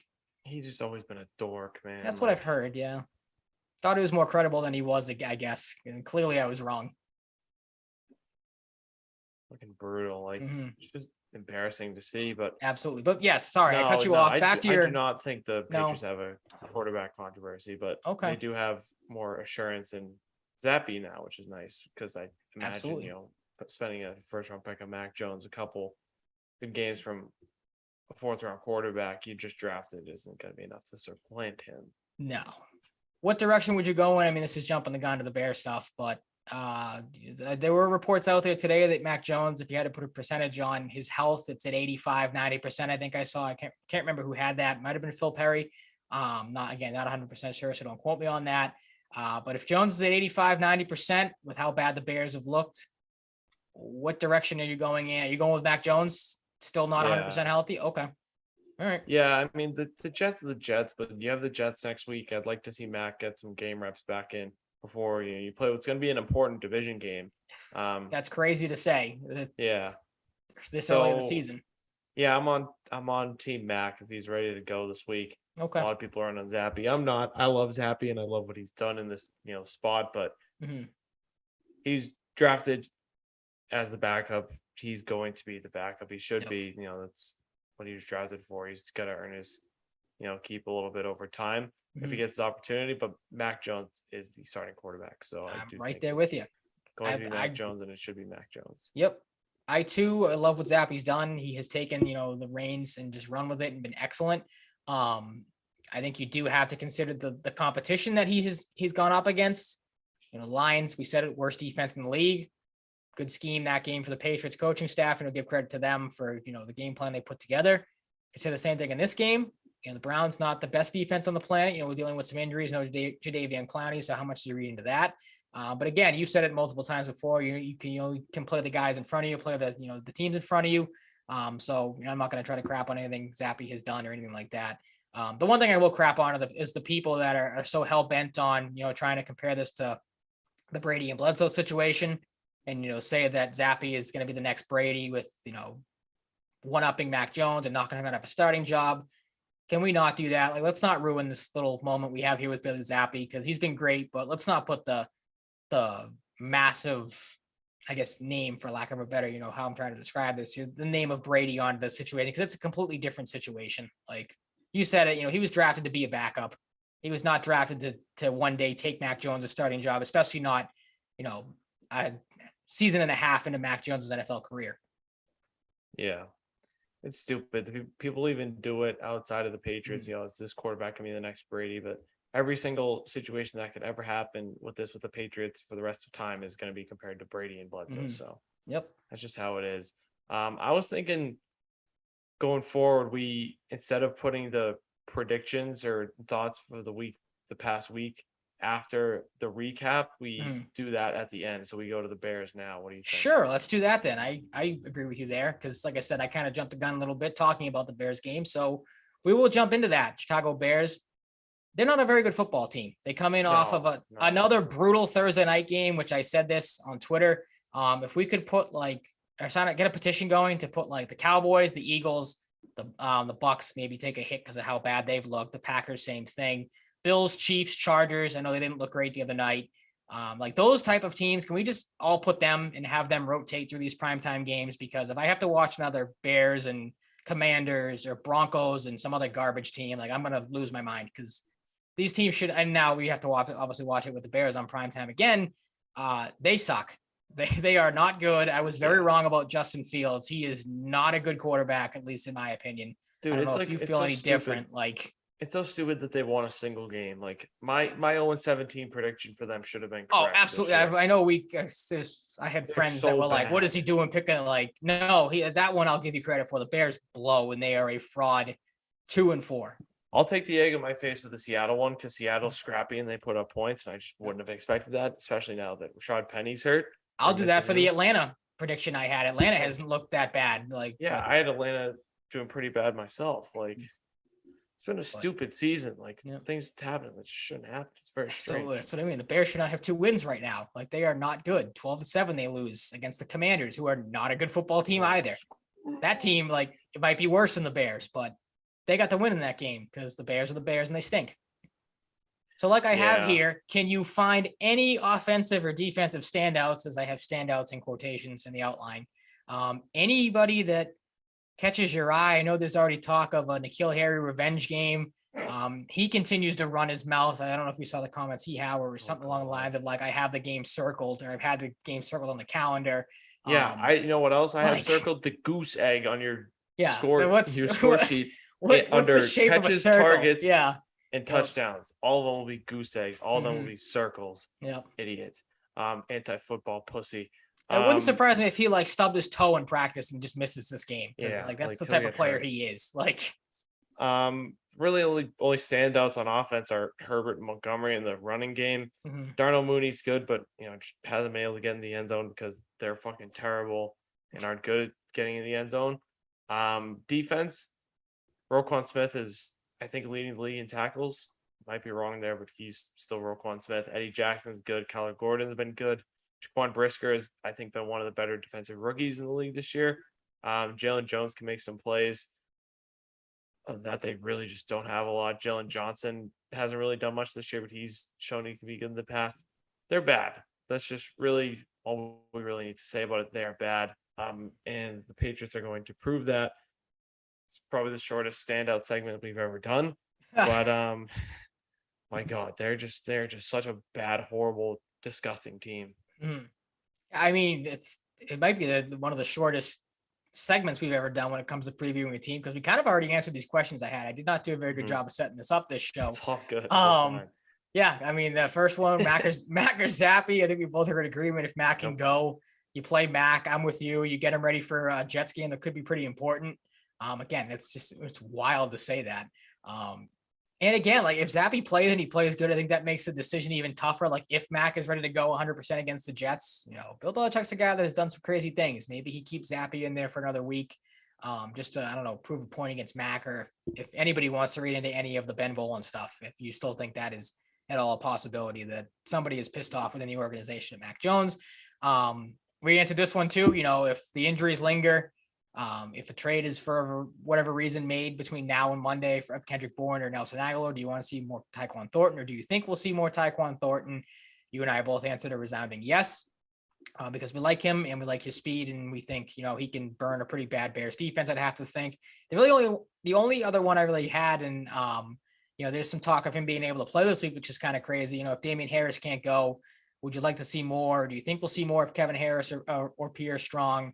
Or will, Ramondre Stevenson kind of have the same approach that he had in the Browns game, where he is the main back and Harris and Strong get in there for 1 or 2 plays?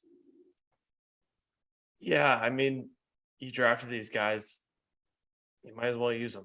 I was surprised. I assumed going in, Stevenson was obviously going to get the majority of the carries. He's the guy they trust the most. That goes without saying. But, the fact that Harris only had 3 carries for 5 yards, didn't really get to show you a whole lot.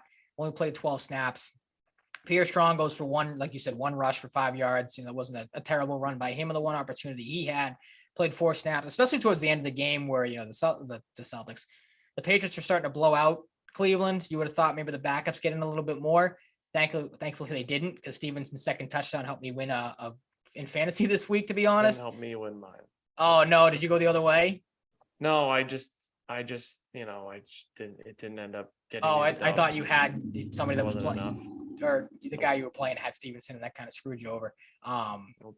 But yeah, it was a little surprising that neither of the rookie running backs got in there more so. But I guess that's, kind of a thing with the Patriots. You trust Stevenson the most, and you're going to give him the majority of the touches. You think they play at all anymore? You probably already answered that. I know I'm rambling now. You said that you would like to see a little bit more of them because you drafted these guys kind of high up for a reason.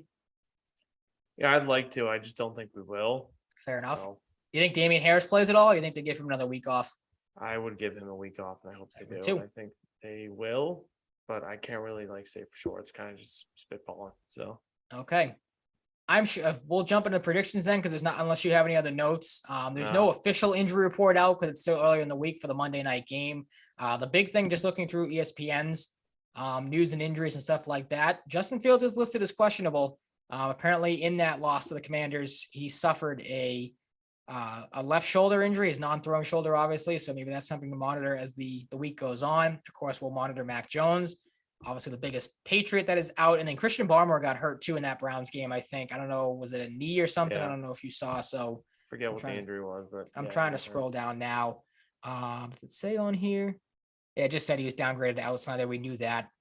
The only other move for the Patriot was Cody Davis, the special teamer. He was placed on injured reserve today. Will undergo a season-ending surgery for a knee injury he suffered. And then Josh Uche, Jonathan Jones, Mac Jones, Lawrence Guy, Damian Harris, Nelson Aguilar, Kendrick Bourne, and Christian Barmore are all listed as questionable as of right now. That, of course, can change for the Monday night game. We'll transition into predictions here, and I am very shocked by yours. Not for the result, because I think it's going to be the same result as you, but the fact that you are giving the Bears 10 points after the Patriots shut out the Lions. Yeah, I don't know, man. It's just vibes. Okay.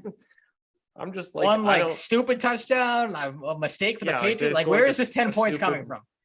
Stupid rushing touchdown, and they'll get a dinky field goal to make themselves feel better about themselves. But yeah, I'm going 27-10. The Patriots will not destroy them and put up tons of points, but enough points to make it pretty comfortable for victory, and do that and achieve victory and win 27-10.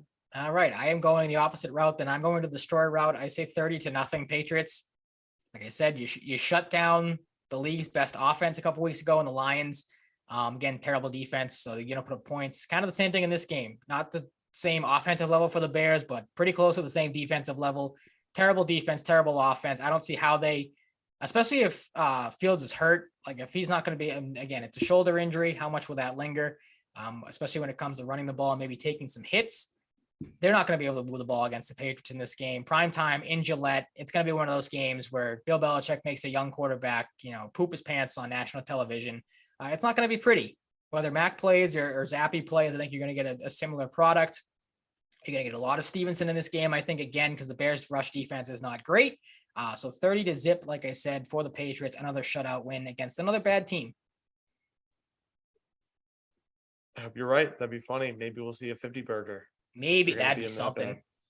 Could you imagine? I mean, that'd be something. And whether it's Zappy that plays and drops a 50 bomb or if Mac comes back and drops a 50 bomb, either way, I'll take either one. But it's definitely worth watching, especially if Zappy's the one that does it, because then maybe you do have some more to talk about when it comes to the quarterback position. But who knows? Again, I'm with you. I'm rooting that they play Mac, especially if he can go. I mean, if there's any sort of concerns, I know he made the trip to Cleveland.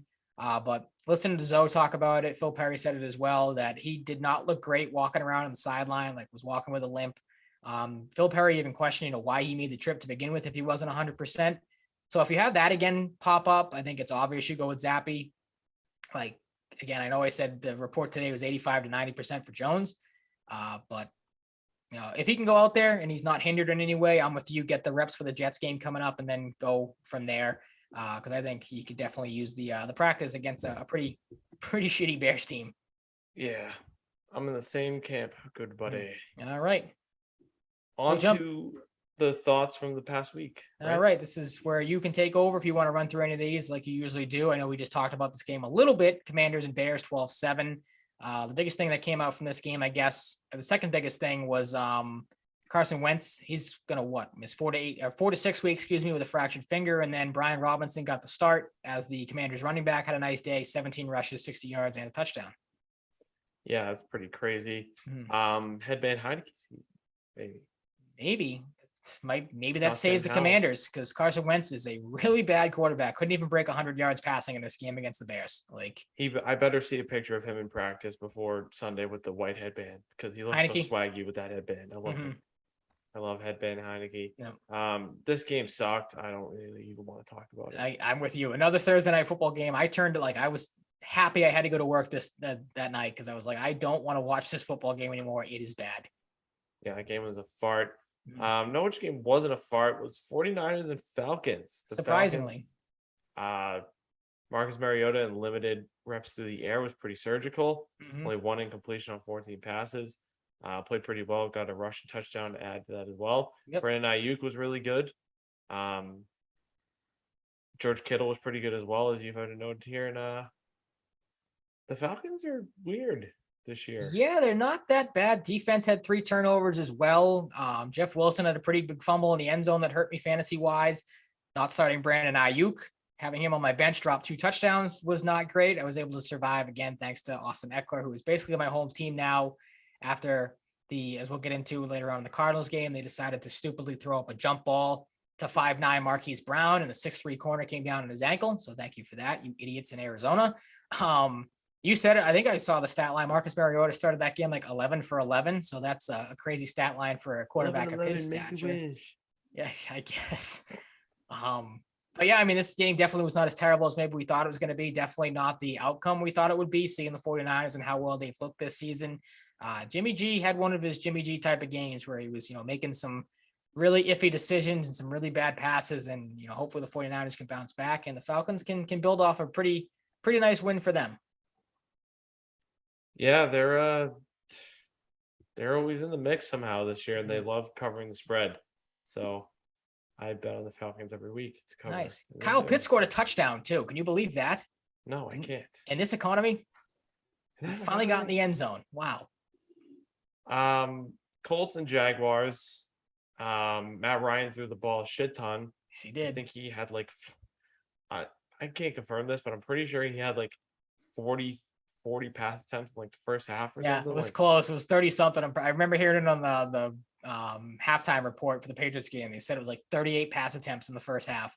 Most of them went to Michael Pittman. He was their offense in this game. Targets. Absolutely. 134 yards. Didn't get in the end zone though. So shame on him. Have that great of a day. You don't get a touchdown. Trevor Lawrence can't decide if he wants to be a bust or not. What is up with him? Because he's put together some really good performances. This wasn't a terrible performance. 20 for 22 with a touchdown, 2 rushing touchdowns as well. But obviously you can't get the win. The Jaguars are kind of an enigma. I don't get them. I thought they were good at the start of the year. The quarterback's not that bad this year, and they just can't seem to figure it out. Yeah, well, the Jaguars are gonna Jaguar. That's true. They're the Jaguars. The New York Jets beat Aaron Rodgers and the Packers. Hilarious. Packers lose back-to-back weeks to the Giants, who are maybe I shouldn't crap on the Giants too much because they're a pretty good football team this year. But just the fact that they lose to the Jets and Giants in back-to-back weeks is very funny to me. Yeah, it is. Breece Hall had a pretty good game, and the Jets defense, as you have noted here, was pretty good. Mm-hmm. So that's good for them. I mean, love to see Aaron Rodgers lose. Absolutely. Is it time to panic? I know I asked this last week. Is it time to panic now? What did you do? Cramp? Hit your toe? What happens? I got a pinched nerve on my back. Oh, no. That's not good. I'll have to run through this quick and then get out of here. Ouch. But like I said, I asked you this last week. You said, I think you said no. Is it time to panic now if you're a Packers fan with how bad their offense looked and, their defense could not stop the Jets? Say yes. Yeah. I was going to say yes. You want to do it. If I'm a Packers fan, I'm panicking. Just again, alone that you lost the Jets and Giants in back-to-back weeks and you can't do anything offensively. Rare New York W. Absolutely. Good for the New York teams this year when it comes to football. The Knicks will make it all go back to normal. Yeah. Yep. How are the Rangers and Islanders looking? Are they, is the Rangers going? Rangers making my cup pick look good. There you go. So the Rangers are good. Are the Islanders bad? Is everything kind of evening out? I think the Islanders, I don't know. I'll look real quick. The Islanders are probably just still the same old stinky, boring Islanders. That's what I mean. Everything's kind of. They're 2-1. Rangers are 3-1. Okay. So not a bad year for New York sports teams so far, which sucks. It'd be a shame. It'd be a shame if the Yankees were to ruin that. That's true. They got a very good chance to do that. So we'll have to wait and see. They're 1-1 right now with the Astros. Yeah. Back to football, though. Yeah, the Minnesota Vikings beat the QB-less pretty much Miami Dolphins because Skylar Thompson was good to start the game. Then he suffered a thumb injury. Teddy Bridgewater probably unexpectedly returned to action. Played pretty good, but still threw 2 picks, and that isn't going to help you in a close game like this. You sacked 5 times. This was a game, like, looking at the stats you have laid out here, like, if I would have not watched this game, seeing these stats from all the receivers and running backs, It was a namely blowout. Cook, I thought it would have been like a 38-35 final, but it was 24-16 Vikings. Yeah, that's what I kind of the same thing because I didn't see a ton of football. I tried to catch up as much as I could coming home from work, but really was just out of it this weekend. Same thing. Like Cook has 77 yards and a touchdown. Jefferson has 6 catches and 107 yards. Thielen goes for a touchdown on 8 targets, 36 yards. Maybe not the greatest stat line, but had a touchdown. Tyreek Hill, 12 catches, 177 yards, doesn't get into the end zone. Jalen Waddles, 6 catches for 129 yards, stays out of the end zone. Mike Gesicki was their whole offense for the Dolphins, 6 targets, 69 yards, nice for him. 2 touchdowns and an awful Gritty again. Yeah, thankfully he's relinquishing. He said it. Even Jamar Chase was like, let's stop that because dude, come on, it's awful. Like, it goes into my point from a couple weeks ago though. Like, let the guys that are known for doing the gritty, Chase, Jefferson, whoever the third guy was last Jones. year.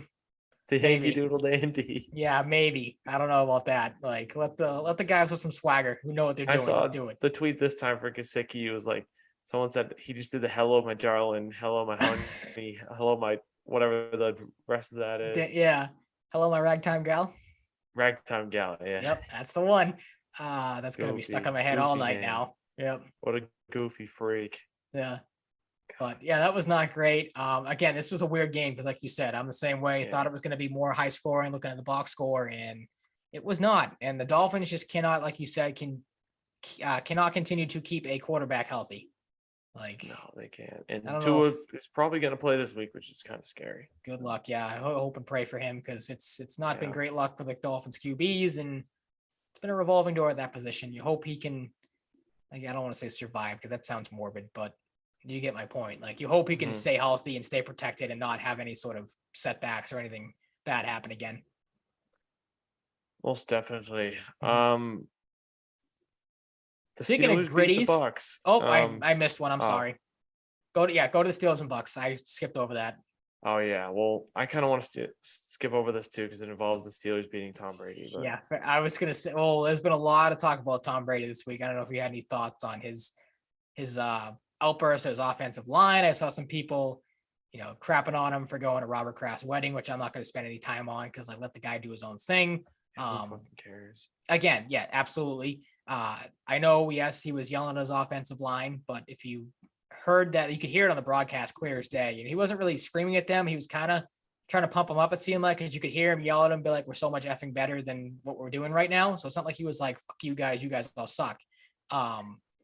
Plus, Brady can't play defense. The offensive line doesn't play defense. You let Chase Claypool, who's had a horrendous year so far, go for 7 for 96 yards and a touchdown. And, Kenny Pickett and Mitch Trubisky beat you. Like, yeah, that's yikes. Like exactly. That's not all. Let's not put it all on Brady. I know he didn't have a great game and the offensive line, got yelled at, but the defense was not good in this game for the Buccaneers by any standards.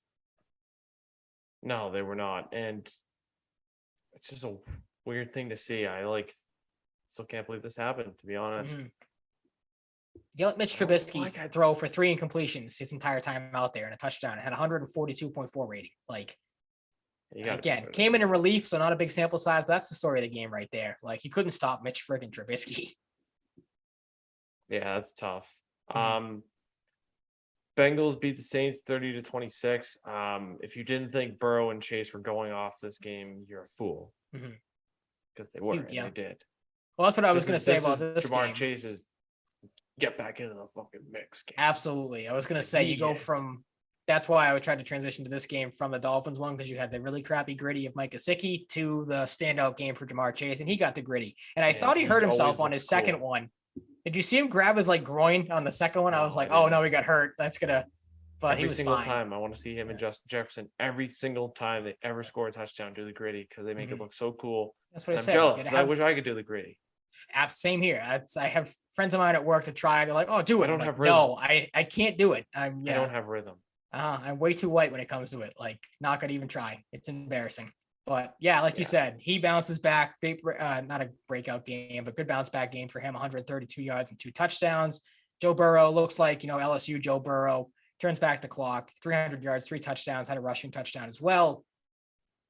Alvin Kamara has seemingly figured it out for the Saints. He's back. 19 rushes, 99 yards, had 6 catches as well. Saints are kind of just, hanging on. Haven't been great. Bengals starting to figure some things out a little bit, so that's good to see from them. Hopefully their Super Bowl hangover is over. There's still some questions on that defense. But, a good game offensively for them. They finally look like the Bengals offense of old. Yeah, we'll see if it lasts because they've been unpredictable this year. And the That's Saints true. just find a way to stick in like every game and somehow lose in a tough fashion more Mm-hmm. often than not, I feel like. Ravens and Giants. The Giants are 5-1, which is also stupid because I mean they're playing good, but like it's just not a very good roster. It's just very surprising that they're this good. They still have like no receivers still, but they're making it work. So you got to give them credit. Shout out to Brian Dable. I think he's a huge influence. And they beat the Ravens 24-20 and limited Lamar Jackson quite a bit. They did. Giants defense has kind of been the story of their season so far. Jackson throws a pretty bad pick at, towards the end of that game that kind of sealed the deal. I know he said it either last week or a couple weeks ago, but Baltimore, they've turned into the new Falcons. They can't keep a fourth quarter lead. They make dumb decisions. They make dumb plays. They blow another big lead, 20-10 in the final 6 minutes of the fourth. Like, I know the Giants are good. Like, and again, their defense has been very good this season, as I just said, but like 20-10 for the final 6 minutes, you should be able, if you're the Ravens and you're as good as a team as you are, and you have as good as a quarterback as you do in Lamar Jackson, you should be able to hold on to that game. So like, there's something seriously wrong with the Ravens. I don't know if they just can't figure it out, how to close out games or what it is, or if Harbaugh's getting exposed a little bit. But there's something seriously wrong with the Ravens right now because they can't hold on to a lead to save their lives. Yeah, it's really bizarre, but I mean, there's still always going to be a threat with Lamar, unintentional rhyme. Yep. Seahawks 19, Cardinals 9. I mean, what a weird score. What a goofy score. It's just like everyone predicted. It's AFC South ass score. It's true. Like Kyler Murray is so weird because he's good, so but overrated. He's also so bad. He's also so bad. He's overrated. It's not even funny. Like, but like we still see the glimpses of him being really good sometimes, and then he's just like he trumps it with being stupid. And he throws up jump balls to 5. I can't get over it. I keep bringing fantasy football into it, but I just traded for the guy, and you throw a jump ball to him on a 4th down, gotta have it play. Like he looks like, dude, like when you're playing football as a kid and you're trying to throw it like as far as you can, like show off to your friends. Like that's what he does. Like when he absolutely lets the ball rip, like that's what he looks like. Oh, he's like 5'2", so I got to imagine he eats all of his, all of his might. Yeah, just just fucking chuck the thing downfield. He throws like a cartoon character sometimes, like if Tom and Jerry played football. Like, yeah, more so the Jerry side of things. Haha, yeah, another small joke. Ayo. Bang. Ayo. I can do that. I'm only 5'9", so it's okay. Short king. Short. I was just gonna say, our short kings got to stick together. Half, so yep. I had to put the half inch in there. Yeah, don't want. But I mean, this was a weird game because like everyone and their mother, I feel like predicted this to be a back and forth with how the Seahawks offensive looked, and the seasons that Metcalf and Lockett have put together so far. Geno Smith's been excellent out of nowhere again. Kyler Murray, you said it does have that offensive ability. So you thought this game was going to be more of a blowout, and it was one of the more low-scoring games of the entire week, which was very weird to see. But kudos to both teams' defenses, I guess, for stepping up, especially the Cardinals keeping. I know they lost the game, but you keep Metcalf and Lockett to 4 catches for what was that? 52 yards, I think. Quick math, 51 yards maybe. Geno Smith finally looked like Geno Smith a little bit. No touchdowns, no picks, 5 sacks, 197 yards. Not a great game from him, but the Seahawks defense able to outlast the Cardinals. Yep, and Kenneth Walker was good. So yes, he was. Yeah, that's true. I forgot about him too. Fills in nicely for Rashard Penny, who obviously has a tough leg injury, ends his season. I think he's a rookie, right? Kenneth Walker. Yep. yeah, the rookie ended up playing really well. So kudos to him. Yep. The Panthers are poop and they lost to the Rams 24-10. Maybe this is the get right game the Rams needed. Robbie Anderson gets into it with Steve Wilkes, then gets traded 24 hours later for a 6th and a 7th. The Arizona Cardinals. I was kind of confused at first because like you're getting DeAndre Hopkins back, you have Rondo Moore, you have Marquise Brown. What are you doing? Trading for another receiver. As soon as I saw that, I knew I was decent as doomed. well too, but then like 10 minutes later, they're like, "Oh, Marquise Brown's hurt." So I'm like, okay, makes sense. Tidy piece of business by the Cardinals. The Panthers are so bad. They're the worst team in the league. They're going to trade Christian McCaffrey. Just going to say that CMC is the next man to go. Like, they might trade Brian Burns. I'd take Brian Burns and the Patriots. Love that. Speaking of guys that are probably going to get traded, Cam Akers. The Patriots are have the third highest betting odds to trade for him for some reason, which I don't really get. But receiving back, he's a receiving back, right? More so than Cam Akers. I don't either. I'm just saying, like, I could see like they could use a pass catching back, but not Cam Akers. Like, yeah. Well, I mean, if I had to make a prediction, I'm gonna go a little off the board, maybe. Okay. I'm thinking I'm going Cam Akers to the Eagles. Ooh, that's not bad. They do like running the football. They like running the football, and like you got to make some moves. You got to up the ante a little bit as a contender. Absolutely. But I add Miles Sanders and Kenneth Gainwell with another back. Wouldn't be the worst thing. I mean, out of all the games we've talked about, we talk about stuff that happened, player wise and stat wise. I think that was the two biggest things from this. And even the Jaeger stuff was before the game. But those are my big two things from this game. Nothing really standout wise from in-game performances. Like Cooper Kupp was Cooper Kupp. Matt, like you said, the Rams maybe a get right game for them. Allen Robinson got a little bit more involved, which is good to see. Him finally figure some things out, and the Rams finally actually use him in that offense. But the Robbie Anderson stuff on the sideline, I said his best Antonio Brown imitation minus the running onto the field shirtless, and then the Akers stuff. When I saw the report, the personal reasons for why he wasn't playing and the philosophical and football related differences. When I see philosophical differences, I immediately my mind goes to Kyrie Irving for some reason, and just like Cam Akers going into Sean McVay and talking about what was the Kyrie thing from a couple of years ago with Brad Stevens, like what is government or whatever it was mean to you, that comment. So like that's where my mind went. And I'm like, oh Jesus, Cam Akers a basket case, but it probably just doesn't like his lack of playing time. And that's exactly what it is.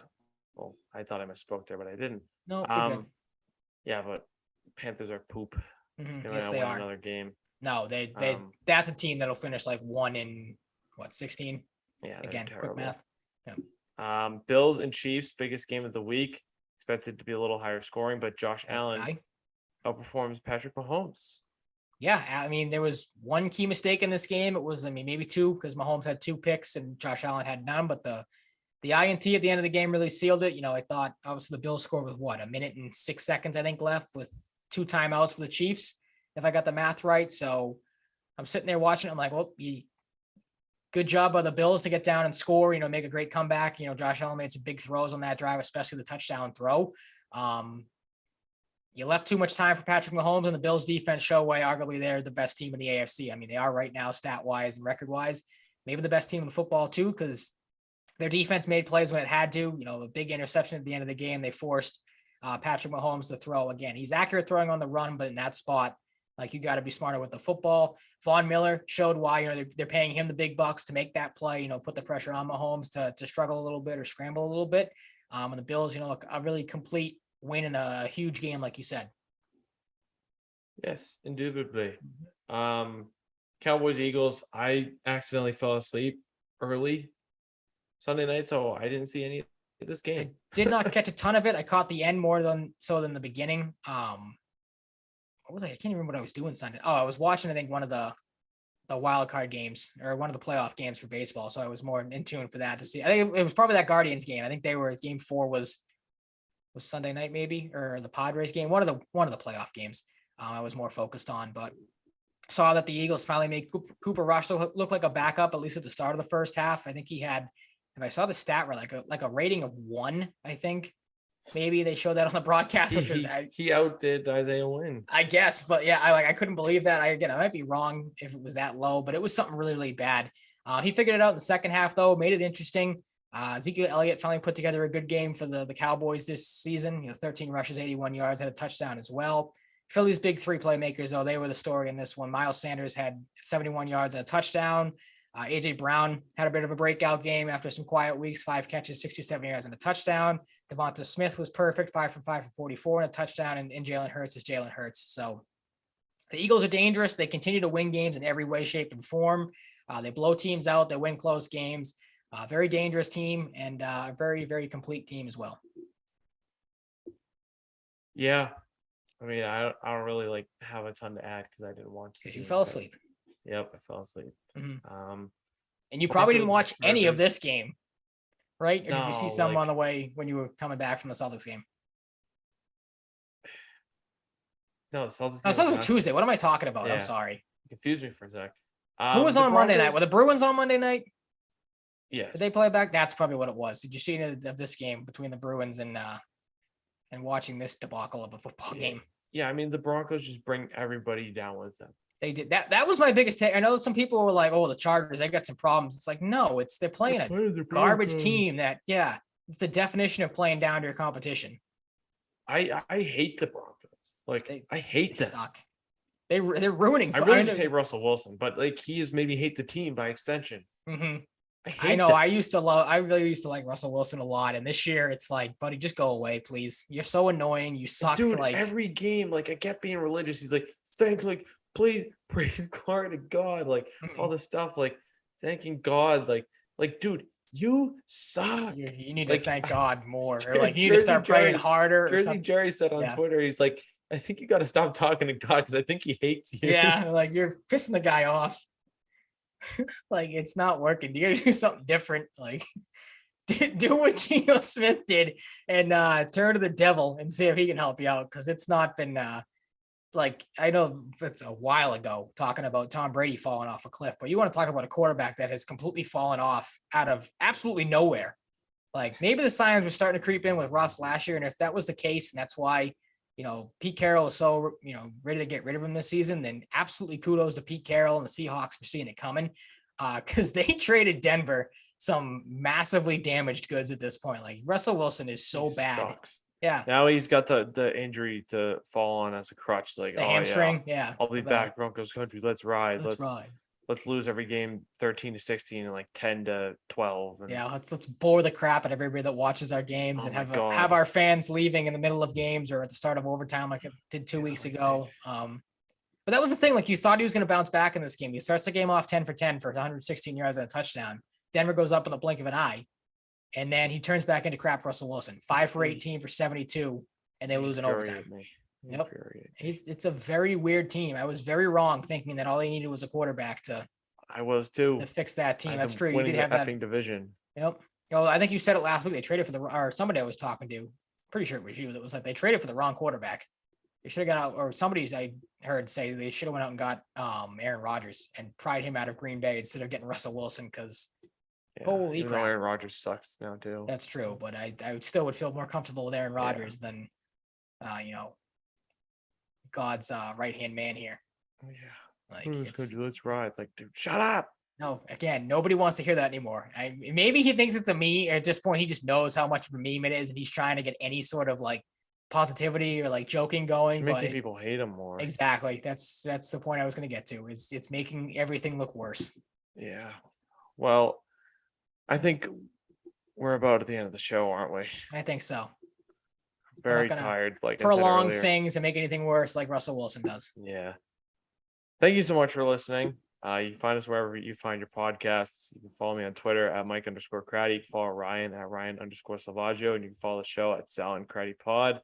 Follow us on TikTok, throw Salvaggio and Cratty in the search bar. You can check out the Full Press social platforms and YouTube and Twitch and stuff. Follow us there, rate and review on Apple and Spotify. We'll see you next week. Stay safe, stay healthy, be nice to people, and all that good stuff. And we will talk to you then. Peace out.